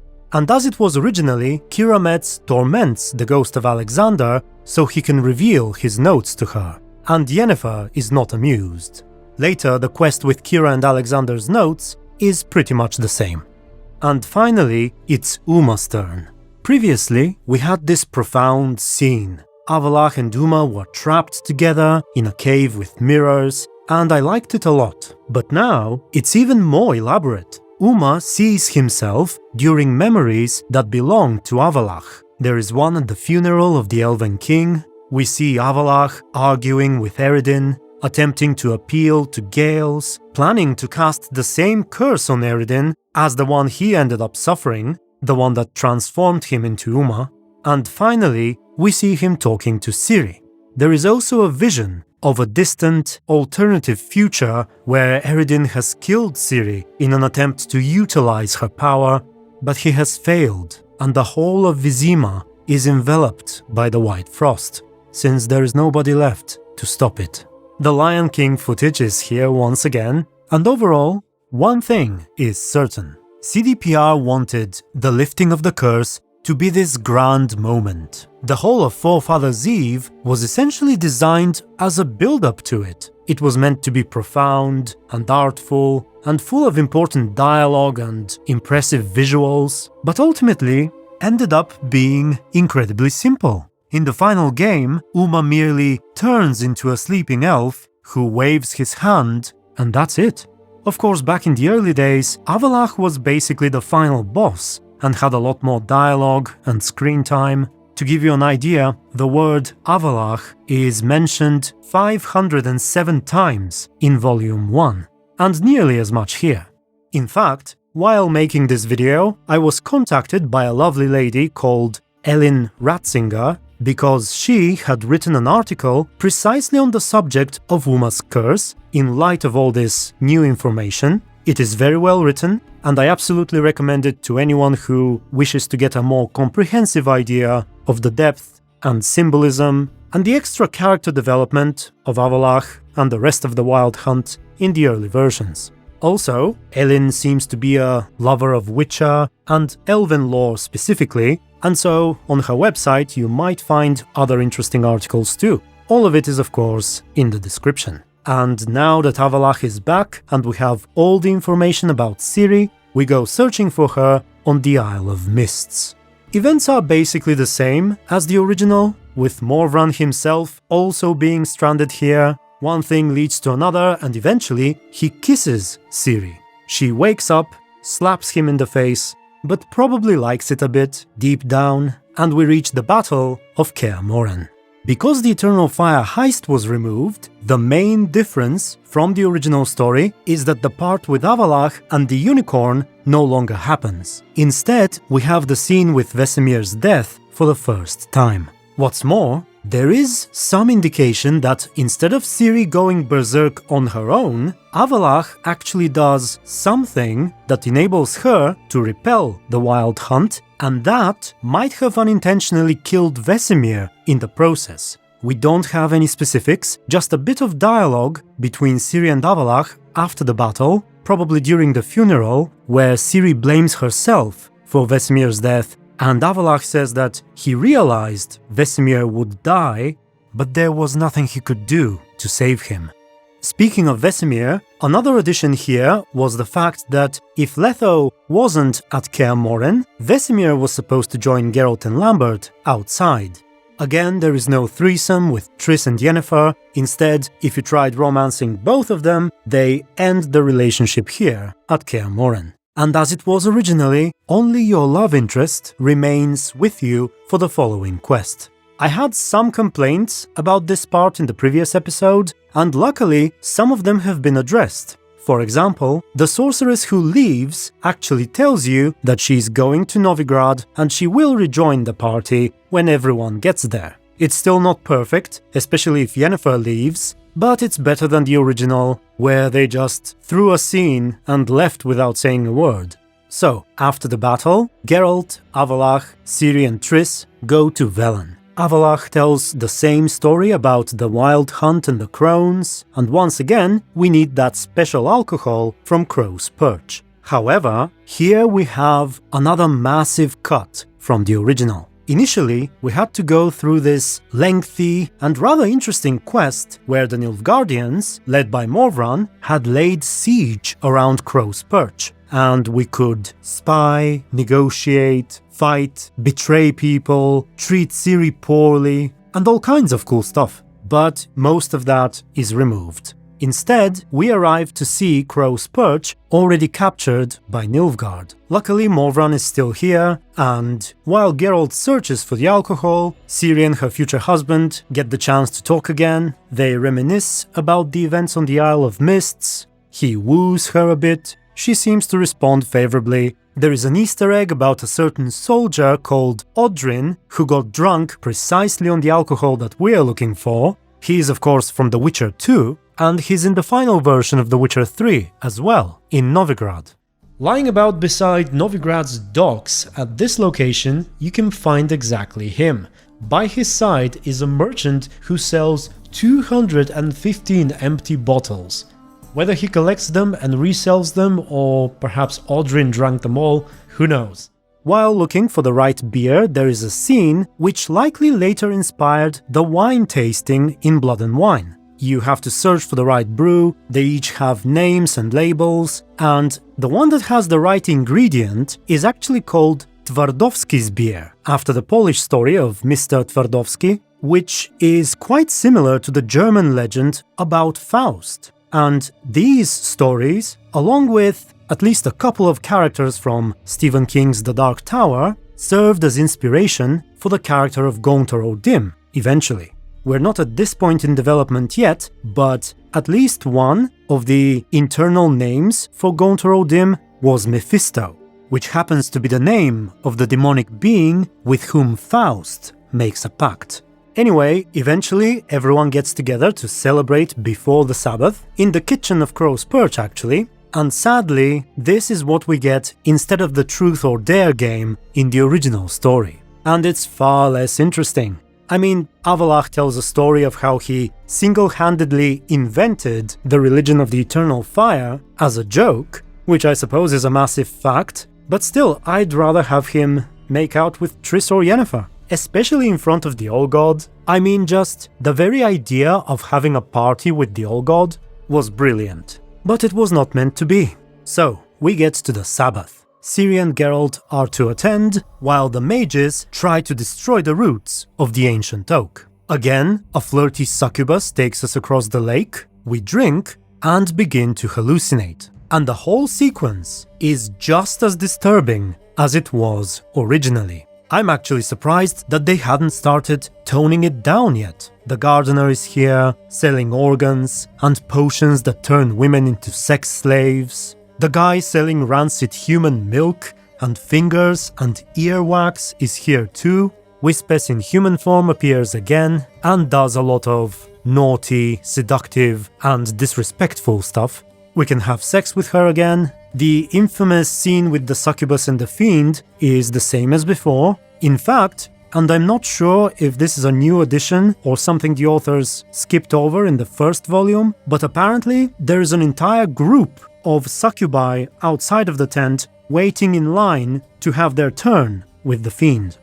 There may actually be an interesting lore implication here. You remember the succubus in Skellige? She genuinely seemed confused about why witchers see succubi as any different than fiends and chorts. She referred to them as her brethren, and she disliked witchers because they kill these monsters. I detest when a man smells of blood. You witches always reek of it. Fiend blood, chort blood, and these are my brethren. You're right. But unlike fiends and chorts, you have ample breasts and a pretty face. I know. Their lack of these attributes, is that what makes them easy to kill? It's a bit more complicated than that. So perhaps there is a deeper connection and a sense of camaraderie between succubi and fiends that we're not aware of. But anyway, the rest goes on as before. We see a lot more terrible stuff until we finally reach Imlerith and the Crones. The encounter is somewhat similar. Our friendly mages once again destroy the roots and the Crones freak out and run away. Geralt fights Imlerith, and the big change is that we can't eat the fruit anymore. Apparently Ciri has to steal it or grab it before Imlerith has a chance to get it. It even seems that Ciri was tempted to eat it herself because Imlerith had the upper hand in the fight, and apparently Geralt was about to die, so she contemplated eating it, but she did not, and somehow she and Geralt were able to defeat him without the fruit. Another change is that tracking down the Crones in the outskirts of Novigrad is no longer a priority because we no longer need an antidote. But we can still find and kill them as a side quest. Later at Novigrad, our new base of operations is once again Dandelion's brothel. Everyone gets together, there's a warm reunion, the sorceress who left after Kaer Morhen is back, and Avallac'h once again hatches a plan to turn Gales away from the dark side. Unfortunately, Corinne Tilly has once again been kidnapped. We suspect either Radovid or the Big Four, and we dive back into the messy side of Novigrad. There was a lengthy sequence in the original story where we had to secretly meet Radovid in a church where he pretended to be the confessor, and we had to search for one of his spies too. Then we had to learn from Avallac'h how to magically control a rat and sneak up on the Big Five and avoid being killed as the rat. And then Geralt had to invade the King of Beggars' house after eating the evil fruit and threaten his wife and rescue Corinne from his dungeon, while Triss or Yennefer are infiltrating Dijkstra's ship, which is secretly about to be blown up by Iorveth, and we gotta save everyone or let them die, and all that stuff. It has all been removed, replaced with another equally complex plot, maybe even more so, which will also be replaced soon afterwards, but for now, it goes like this. We decide to talk to Radovid about Corinne. But that's not an easy task. First, we have to find a way to get on his ship, so we find some fistek with which to bribe one of his guards, who is an addict, and convince him to drop a ladder for Geralt at the right time. Then we have to cause a distraction for all the other guards. We can choose either Triss and Yennefer to handle the distraction, or Ciri and Iorveth. The sorceresses plan on creating some magical spectacle nearby to draw everyone's attention, whereas Ciri and Iorveth will openly assault the guards and run away. Yennefer is quite jolly about the idea, but Triss not so much.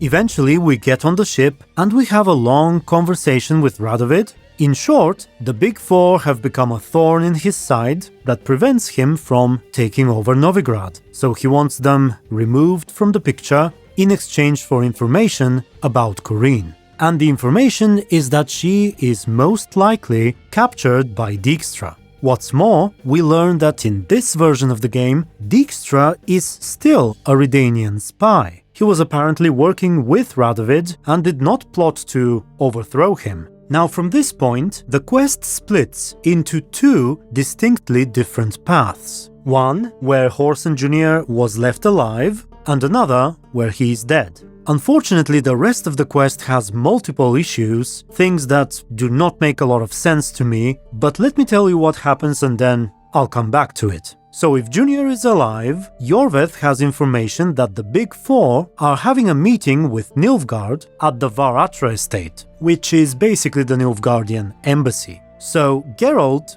busts into the place and starts massacring all the guards in some sort of wicked, cold-blooded fashion. He then corners the Big Four, specifically Junior, the King of Beggars, and Cleaver. They cower before Geralt and rush to admit that they don't have Corinne, but they do know where Dijkstra is holding her. They tell us that she's under his bathhouse, and by the sound of it, Dijkstra had some sort of fortification under the bathhouse. I imagine something like a bunker in that part of the sewers. It's hard to say, but perhaps it was meant to be something larger and more impressive than what we have in the final version of the game. Alternatively, if Junior is dead, Iorveth leads us to the Passiflora. Apparently the lady owner has information, so we knock on the door, but the lady is busy and the guard will not let us in. We can earn our way inside if we escort one of their girls to a client outside, or we can say screw this, kill the guard and barge in. Inside we find two ladies, the owner and an assistant of hers, who are just as terrified as the crime lords were. They try to act tough for a bit, but we threaten to kill them, and they quickly reveal more or less the same information about Corinne and Dijkstra. And it appears that we still have the option to kill them both.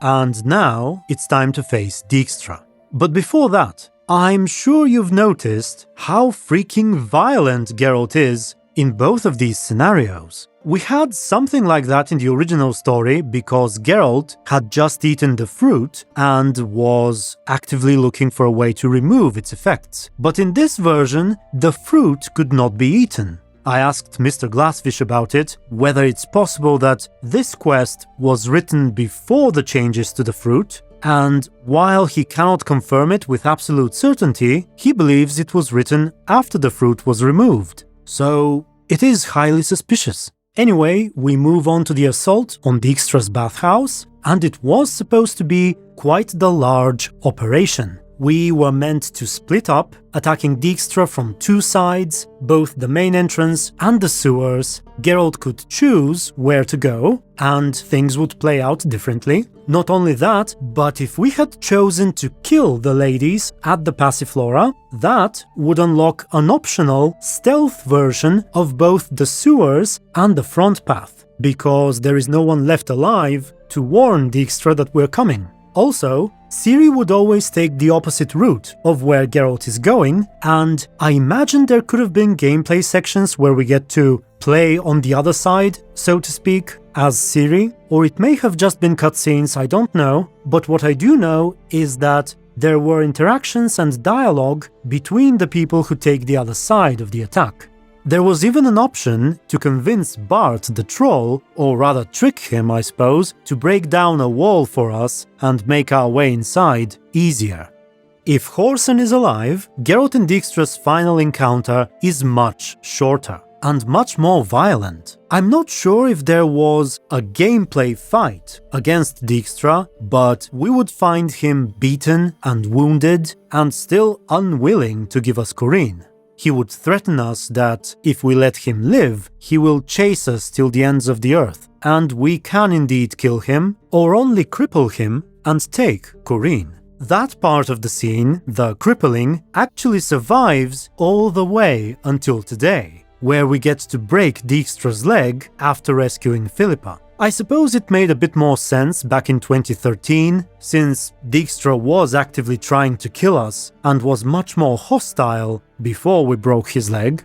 Alternatively, if Junior is dead, the encounter has a lot more talking. Dijkstra greets us in a friendly way, and Geralt is rather surprised. Dijkstra says that he would have called off the guards sooner, but he was busy dealing with these bastards here, and he points to the dead bodies of the rest of the Big Four. Apparently in this scenario, they were taking shelter with him, and he used the commotion to have them killed. Dijkstra also admits that he has Corinne, but he's not too keen on letting her go, because Redania might be able to use her powers, not to mention that she's an enemy spy. So we can either say that we don't have time to argue, kill Dijkstra and take Corinne, or we can explain the details of our plan to him and how the fate of the world is basically at stake, which finally makes him see reason and he lets us take her. This, I suppose, is somewhat similar to the way you can trade information about Ciri with him for the peaceful release of Philippa nowadays. One way or another, we grab Corinne, and similar to the original version, we have the option to tell Roche about her Nilfgaardian connection. If we tell him the truth, they have a rather harsh and dramatic breakup, and if we keep it secret, Iorveth actually suspects something, but I don't think anything comes out of it. Now here are a few more things that I do not like about this quest. First off, in the scenario where Junior is alive, for some reason Geralt is portrayed as unusually lenient towards Junior and the other bosses. There is no option to kill them at all. Despite brutally murdering their Nilfgaardian friends, we can only banish them. Which, by the way, is fine for Radovid, but at the same time, we are unusually aggressive towards Dijkstra, despite the fact that we have just done his job, essentially, by removing the Big Four from the equation, yet we don't have the option to try and negotiate. Meanwhile, in the scenario where Junior is dead, one might ask, why is Geralt needed at all? It seems Dijkstra is perfectly capable of dealing with the Big Four on his own. He has them in his fortress, essentially, surrounded by his men. I mean, he has a throwaway line of how Geralt's attack provided a distraction and an opportunity to kill them, but he could have done it anyway. So if Radovid had just not told us anything, the Big Four would have still been dealt with and Redania would have kept Corinne. So there is no point of Geralt at all. At any rate, there are issues with this quest, and that is likely part of why it was removed. But there were some good parts too, which I would have liked to see in the game, like cooperative efforts, dividing ourselves into teams and working together. Actually, the early versions of the game had more of that elsewhere too. We could split up during Triss's quest with the mages. We also had a second team trying to take out the big tree with the Crones, and events like that, which basically no longer exist. But now that we have Corinne, Avallac'h proceeds with his awesome monologue. But instead of looking for a portal in a Redanian encampment, we can now find it at one of three locations. It can either be in the swamp outside of the city, the sewers under the main square, or somewhere around the Temple of the Eternal Fire. Avallac'h also has 3 different mini-speeches at each location, explaining why the portal decided to open here. It has to do with the souls of the people who drowned in the swamp, the mages who got burned just above the sewers, and something about the Eternal Fire.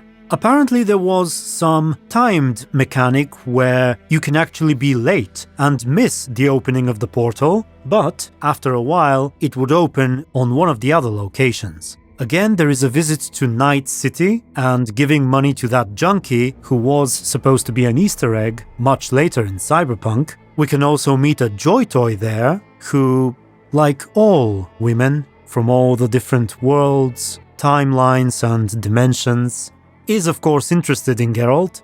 We also visit what looks like our world in the distant future, and it's actually consumed by the White Frost. Geralt even finds a skeleton, which turns out to be Dandelion. Finally, we reach Tir Nalia. One curious difference here is that, unlike the original story and the final game, it is the Elven woman who does the painting and Gale's who does the posing. I don't think any of them is naked though.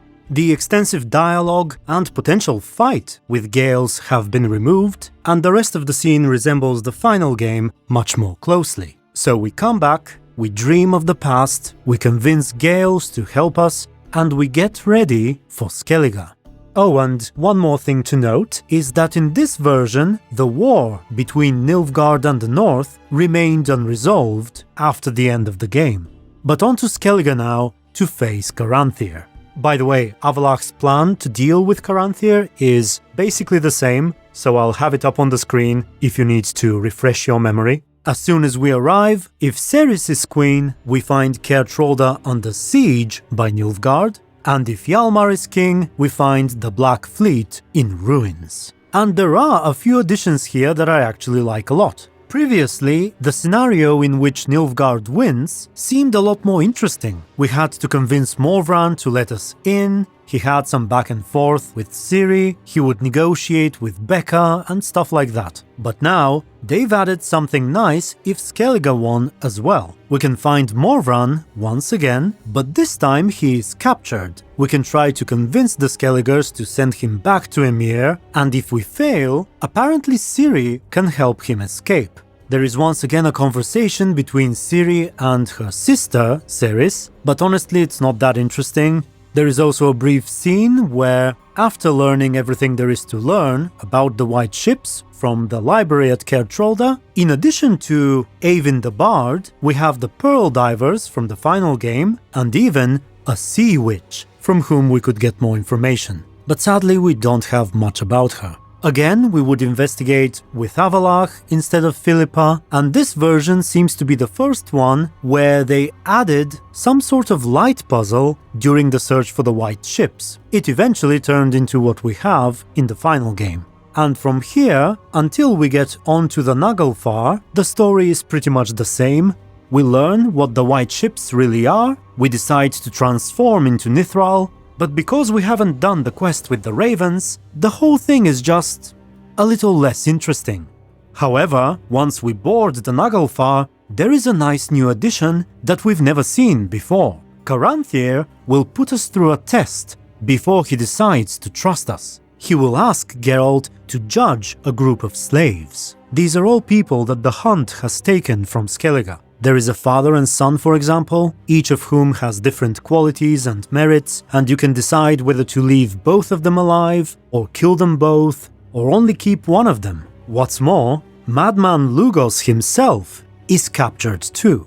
This part is somewhat similar to the dialogue with the Unseen Elder, where if you say or do the wrong things too many times, he can kill you. Similarly, Caranthir can decide to kill the disguised Geralt for various reasons. If he doesn't make a lot of sense, or if he shows an unusual amount of mercy, and so on. Eventually, once you win his trust, you will take him to Avallac'h and capture him as it was originally. Except this time, Caranthir seems to torture Avallac'h too. Eventually, the sage asks us to escalate things by summoning Eredin himself, so we cause a distraction on the ship, we steal Caranthir's sextant and summon Eredin.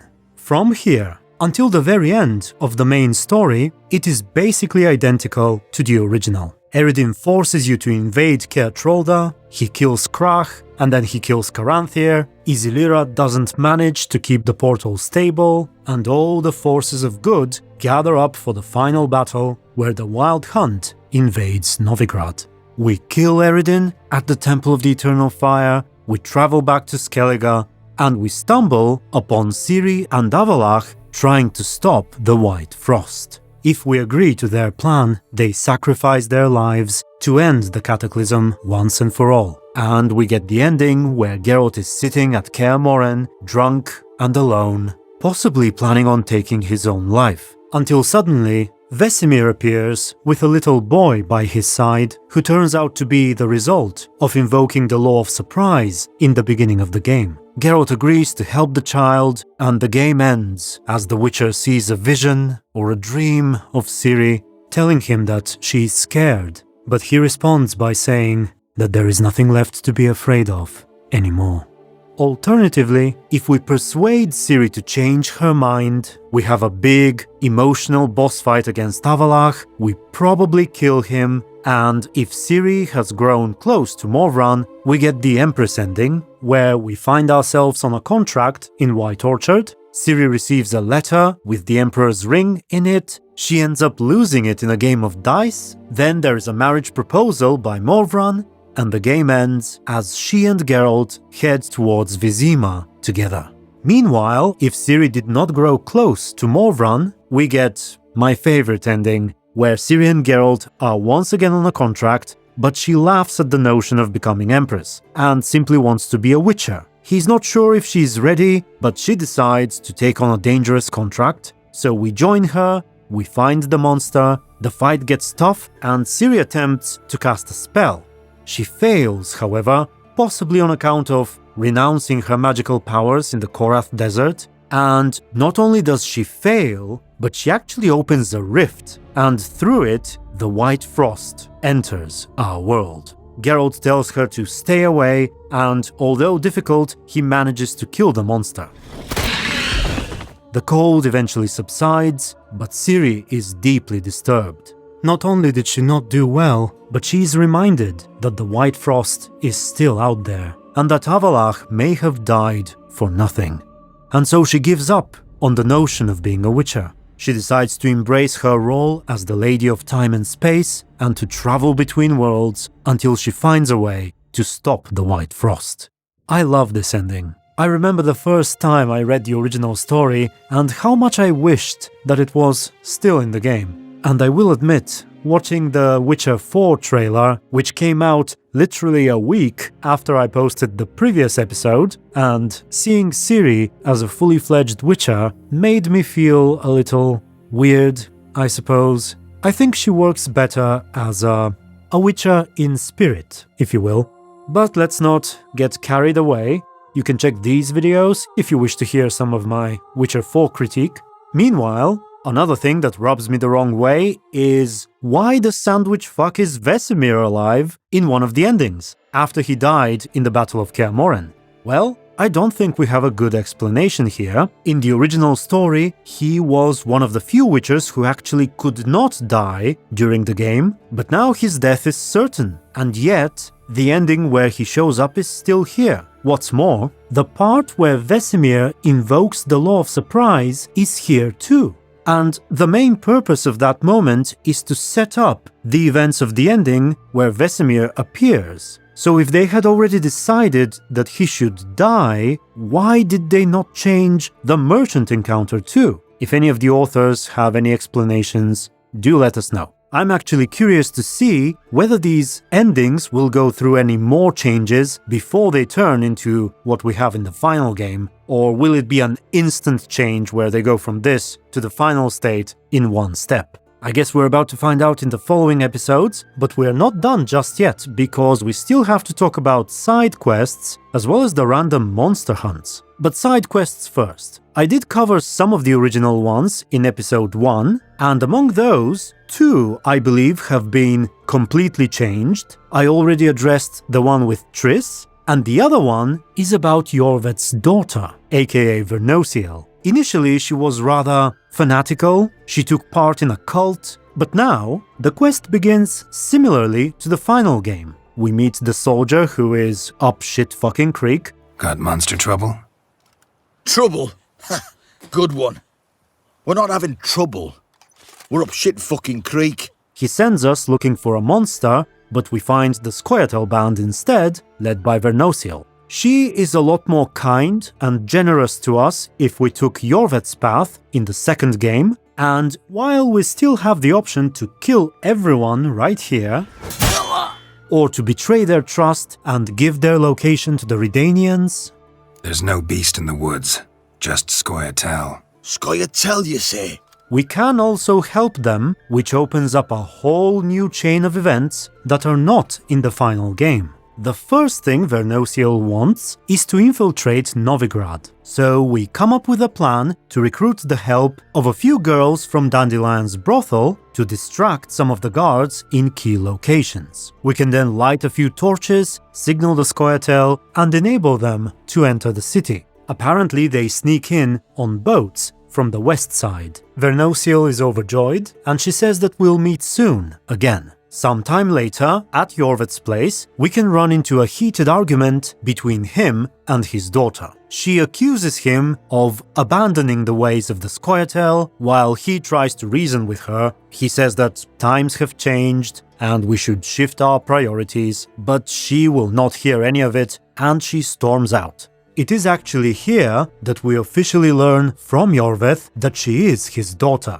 Apparently, when he was in the army, he had a child with an elven woman and did not realize until much later. He explains to Geralt that she's really young and passionate, and she actually wants to incite a rebellion of all the non-humans in the city. So Iorveth asks Geralt to try and talk some sense into her. So we meet Vernosiel again and talk, and there are 3 ways the conversation can go. We can ridicule her plan, tell her that she's way over her head and that it's just a silly idea. She obviously hates that and we part ways. We can also try to reason her out of it, tell her that there are armies nearby, full of trained soldiers, while the non-humans are poor, hungry, etc. But she says that if we're only here to repeat her father's words, we should better leave. Finally, we can say that her plan is not such a bad idea. And then she shares more of it, about how she plans on equipping the non-humans with weapons brought by a faction of smugglers called the Havkaren or something, hawkers in the common tongue. They were mentioned in The Witcher 1 and in Thronebreaker, The Witcher Tales. The ends justify the means, Niamh said curtly as she grabbed a weapon from one of the chests. Her soldiers followed suit and equipped themselves with hawker arms. Soon enough, the elves would feel the pain they'd hoped to inflict on others. And so we agree to assist her, but then we can talk to Iorveth again. And we can actually lie to him if we figured it out, but choose to say that we did not. Now, if we know her plan and tell him the truth, he thinks that she will get tricked by the smugglers and wants to help her. So together with him, we interrupt the meeting between the smugglers and Vernosiel, and they do indeed try to trick her, but luckily we're there to save the day. Vernosiel, however, gets angry. She seems to think that if Geralt and Iorveth were not there, the deal would have worked. Geralt is a little surprised by how much she seems to despise her father, but Iorveth seems content that at least she will get to live longer and perhaps one day realize that he and Geralt were right to stop her. Alternatively, if we side with Vernosiel and do not tell Iorveth, we can still join her alone. The smugglers are once again not happy to see the Witcher, but they play cool and say that the weapons are hidden in the sewers. So we follow them there, but we get ambushed. After the fight, a single smuggler remains. He begs for his life, we demand explanation, and he says that the non-humans of Novigrad don't have the strength or the will to rebel, and don't stand a chance. Vernosiel, however, says that this is all nonsense, that such a life is no life at all, that they've become a broken people, but the hawker says it's better to be broken than dead. The discussion between them escalates, but Geralt steps in, tells her to cool off and to let the guy go. Vernosiel pauses for a moment and realizes that Iorveth may have been right after all. She leaves and tells Geralt to visit her again. So we visit her. She's extremely grateful for our help and understanding, and as any woman, she jumps on top of Geralt. we can't politely reject her or have sex. And that's how the story ends. When I read that, I thought to myself, isn't she a little too young for Geralt? And then I realized she's probably a little too young for just about anything that happens in the quest. Iorveth says he sired a child when he was in the army, and if he's referring to the time when the Scoia'tael were part of the Nilfgaardian forces in the war against the North, that was not so long ago. It doesn't really make sense, there's gotta be a mistake, either on my end or on the developers. Perhaps the Elven lore lady can drop a comment and tell us what she thinks about this age conundrum. I did ask Mr. Glassfish about it, and he said that it seems to him as though she should be around Ciri's age, so definitely still on the young side of things, and she is also Iorveth's kid, so I don't know, the whole sex thing just doesn't feel right. It was optional, but still. Now, another quest which was introduced here and was somewhat different initially is the Last Rites. In the final game, we have a ghostly woman who initially did not wish to be buried with her husband because he cheated on her in life. But back in 2013, it was the ghostly woman who had done something wrong. She had seduced her own sister's man and forced him to marry her instead. So now she wants us to take her wedding ring, which was initially intended for her sister, and carry it to the sister's grave, so that the ghosts of her husband and her sister can finally be together in the afterlife as they should have been in life. At last, will ye forgive me? Already have.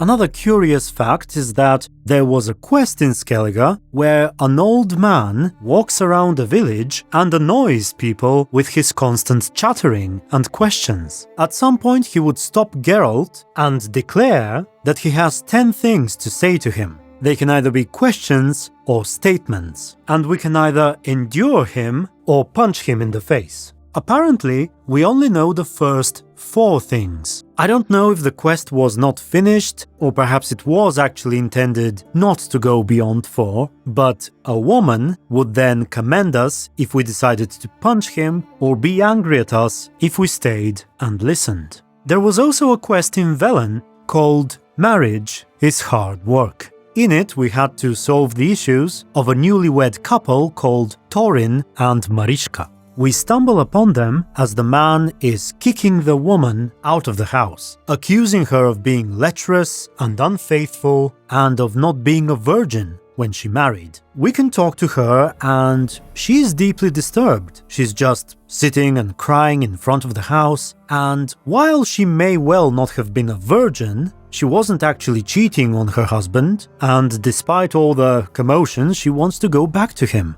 Meanwhile, there seems to be another woman lying in wait who wants to get her hands on the young man while his wife is away. Honestly, the husband is a bit of a dick, but it seems he loves his wife and is simply under the influence of the bad things that people have been saying about her throughout the village. And we have a few ways of settling things, including some dialogue options which really annoy the man. For example, we can tell him that he should take his wife back because she's so good in bed that he should definitely not let her go. We can fight him, naturally, but we can also convince him to give her another chance. Later in the game, if we made peace between them, we can see them together once more. They still argue a bit, but they seem generally happy. Alternatively, if they remained separated, later we can see the woman working as a prostitute, servicing the Baron's men, and we can have sex with her too.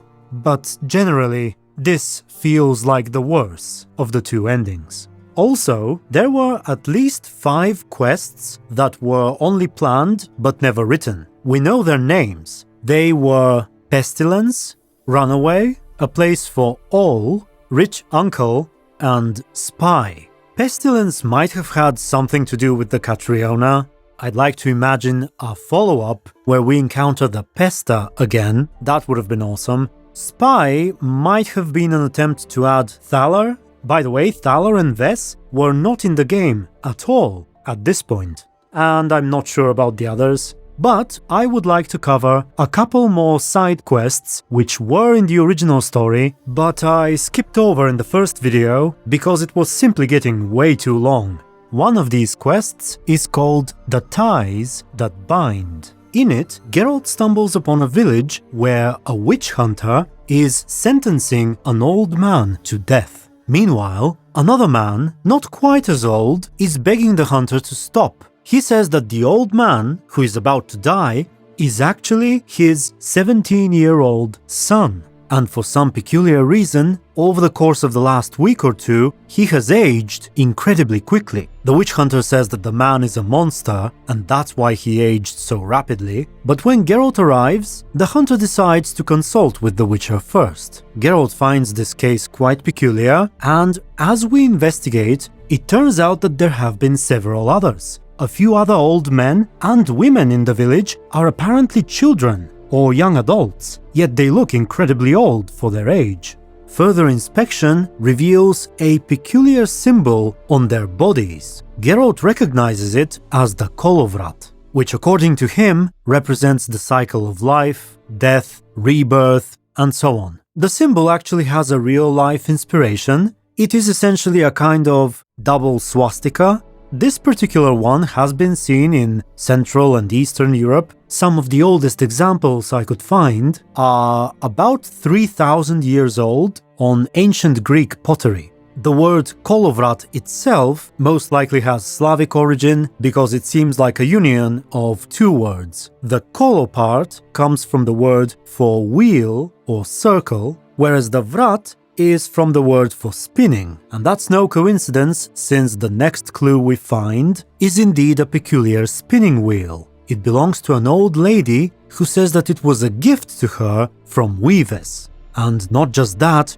but every time she uses the wheel, the woman is able to communicate with her dead sons. Unfortunately, it comes at a great cost. Every use seems to drain the life out of a nearby person and cause him or her to age rapidly. The old woman was actually aware of the effects, but she kept using it anyway. The witch hunter arrests her and orders the wheel destroyed, but Geralt can get the chance to use it, and if he does, he gets a vision of him talking and arguing with the child Ciri. And halfway through this illusion, Geralt is suddenly knocked to the ground. He looks around and realizes that the interruption was caused by the witch hunter who had just destroyed the wheel. That's how the quest ends, and it's not clear if our brief use caused anyone to age rapidly or not.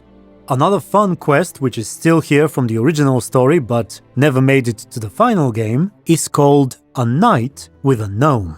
In it, Geralt, Zoltan, Dandelion, and a gnome called Sorrel go out drinking. Gnomes, by the way, are an entire cut race from The Witcher 3. They are different from dwarves and halflings. I suppose they are meant to look a little more impish and devious than the halflings. Notable gnomes actually appear elsewhere. We have Percival in the books and Barnabas Beckenbauer in Thronebreaker. At any rate, the gnome decides to slip some powdered mushrooms into our drinks, and suddenly we lose track of everything until we wake up next morning. We find ourselves wearing a strange coat, our swords and armor are gone, we have a different haircut, and with us, also waking up, are Zoltan, a prostitute, and a goat, who is also shaved in a peculiar fashion.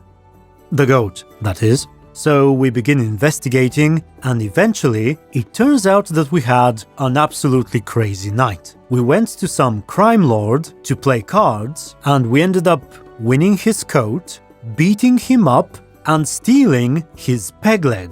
As a result, later that night, he ended up kidnapping our gnome friend. The rest of us in the meantime decided that Zoltan should marry a goat, and so Geralt sold his equipment to buy one. Then all of us went to the barber to get ourselves prepared for the wedding. We hired some beggar to officiate the marriage, and Dandelion desecrated a statue of another poet by attaching the stolen peg leg to it. And we can try to set everything right make peace with the crime lord, return his leg, and rescue our friend, try to trade back the goat for our gear, and so on. It's quite funny overall, and it could have been nice to have. One more quest I skipped over in the previous video is A Pilgrim's Shadow. In it, we were supposed to investigate the murder of a pilgrim by a sacred bear. The quest was an interesting glimpse into the more mystical lore of Skellige. We learned about this pilgrimage that some people undertook. During our investigation, we had to retrace their footsteps, visiting sacred locations dedicated to Heimdall and Cambi, witness visions about Ragnarok, summon spirits who await the arrival of the final age, and stuff like that. The quest is also rooted in a love story, since we suspect that the pilgrim was actually murdered by his friend, both of whom were in love with one of the priestesses of Freya. We interact with her on several occasions as well, and it turns out there is a bit of truth to that. One of the men, for they were two, abandoned his friend when they were attacked by a group of vengeful spirits. So the man who fled later got remorseful and wanted to make an offering for his dead friend, which would supposedly allow him to rest in peace. But one of the evil spirits had possessed the sacred bear and used it to kill the surviving man before he could make the offering. Ultimately, we can either kill the bear or expel the spirit from it. The latter is likely the better option. And if we actually made the wrong choices throughout the quest, we may not even piece the whole thing together and never even realize that the bear is being possessed.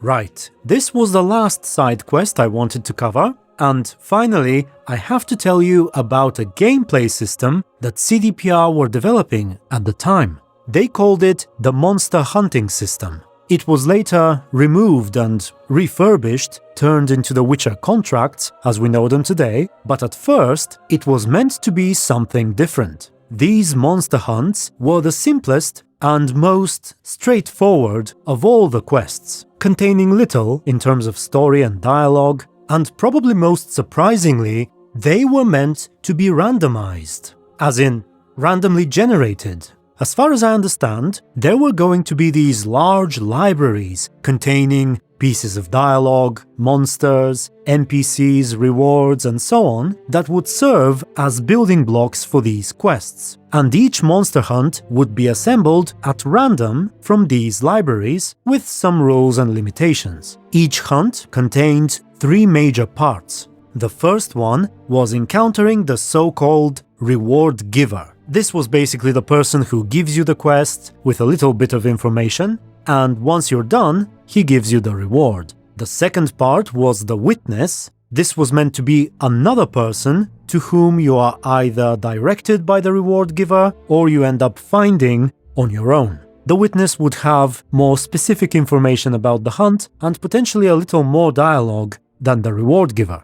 And the third part was the hunt itself, which would always involve using your Witcher senses to investigate and follow all sorts of clues before you eventually find and kill the monster.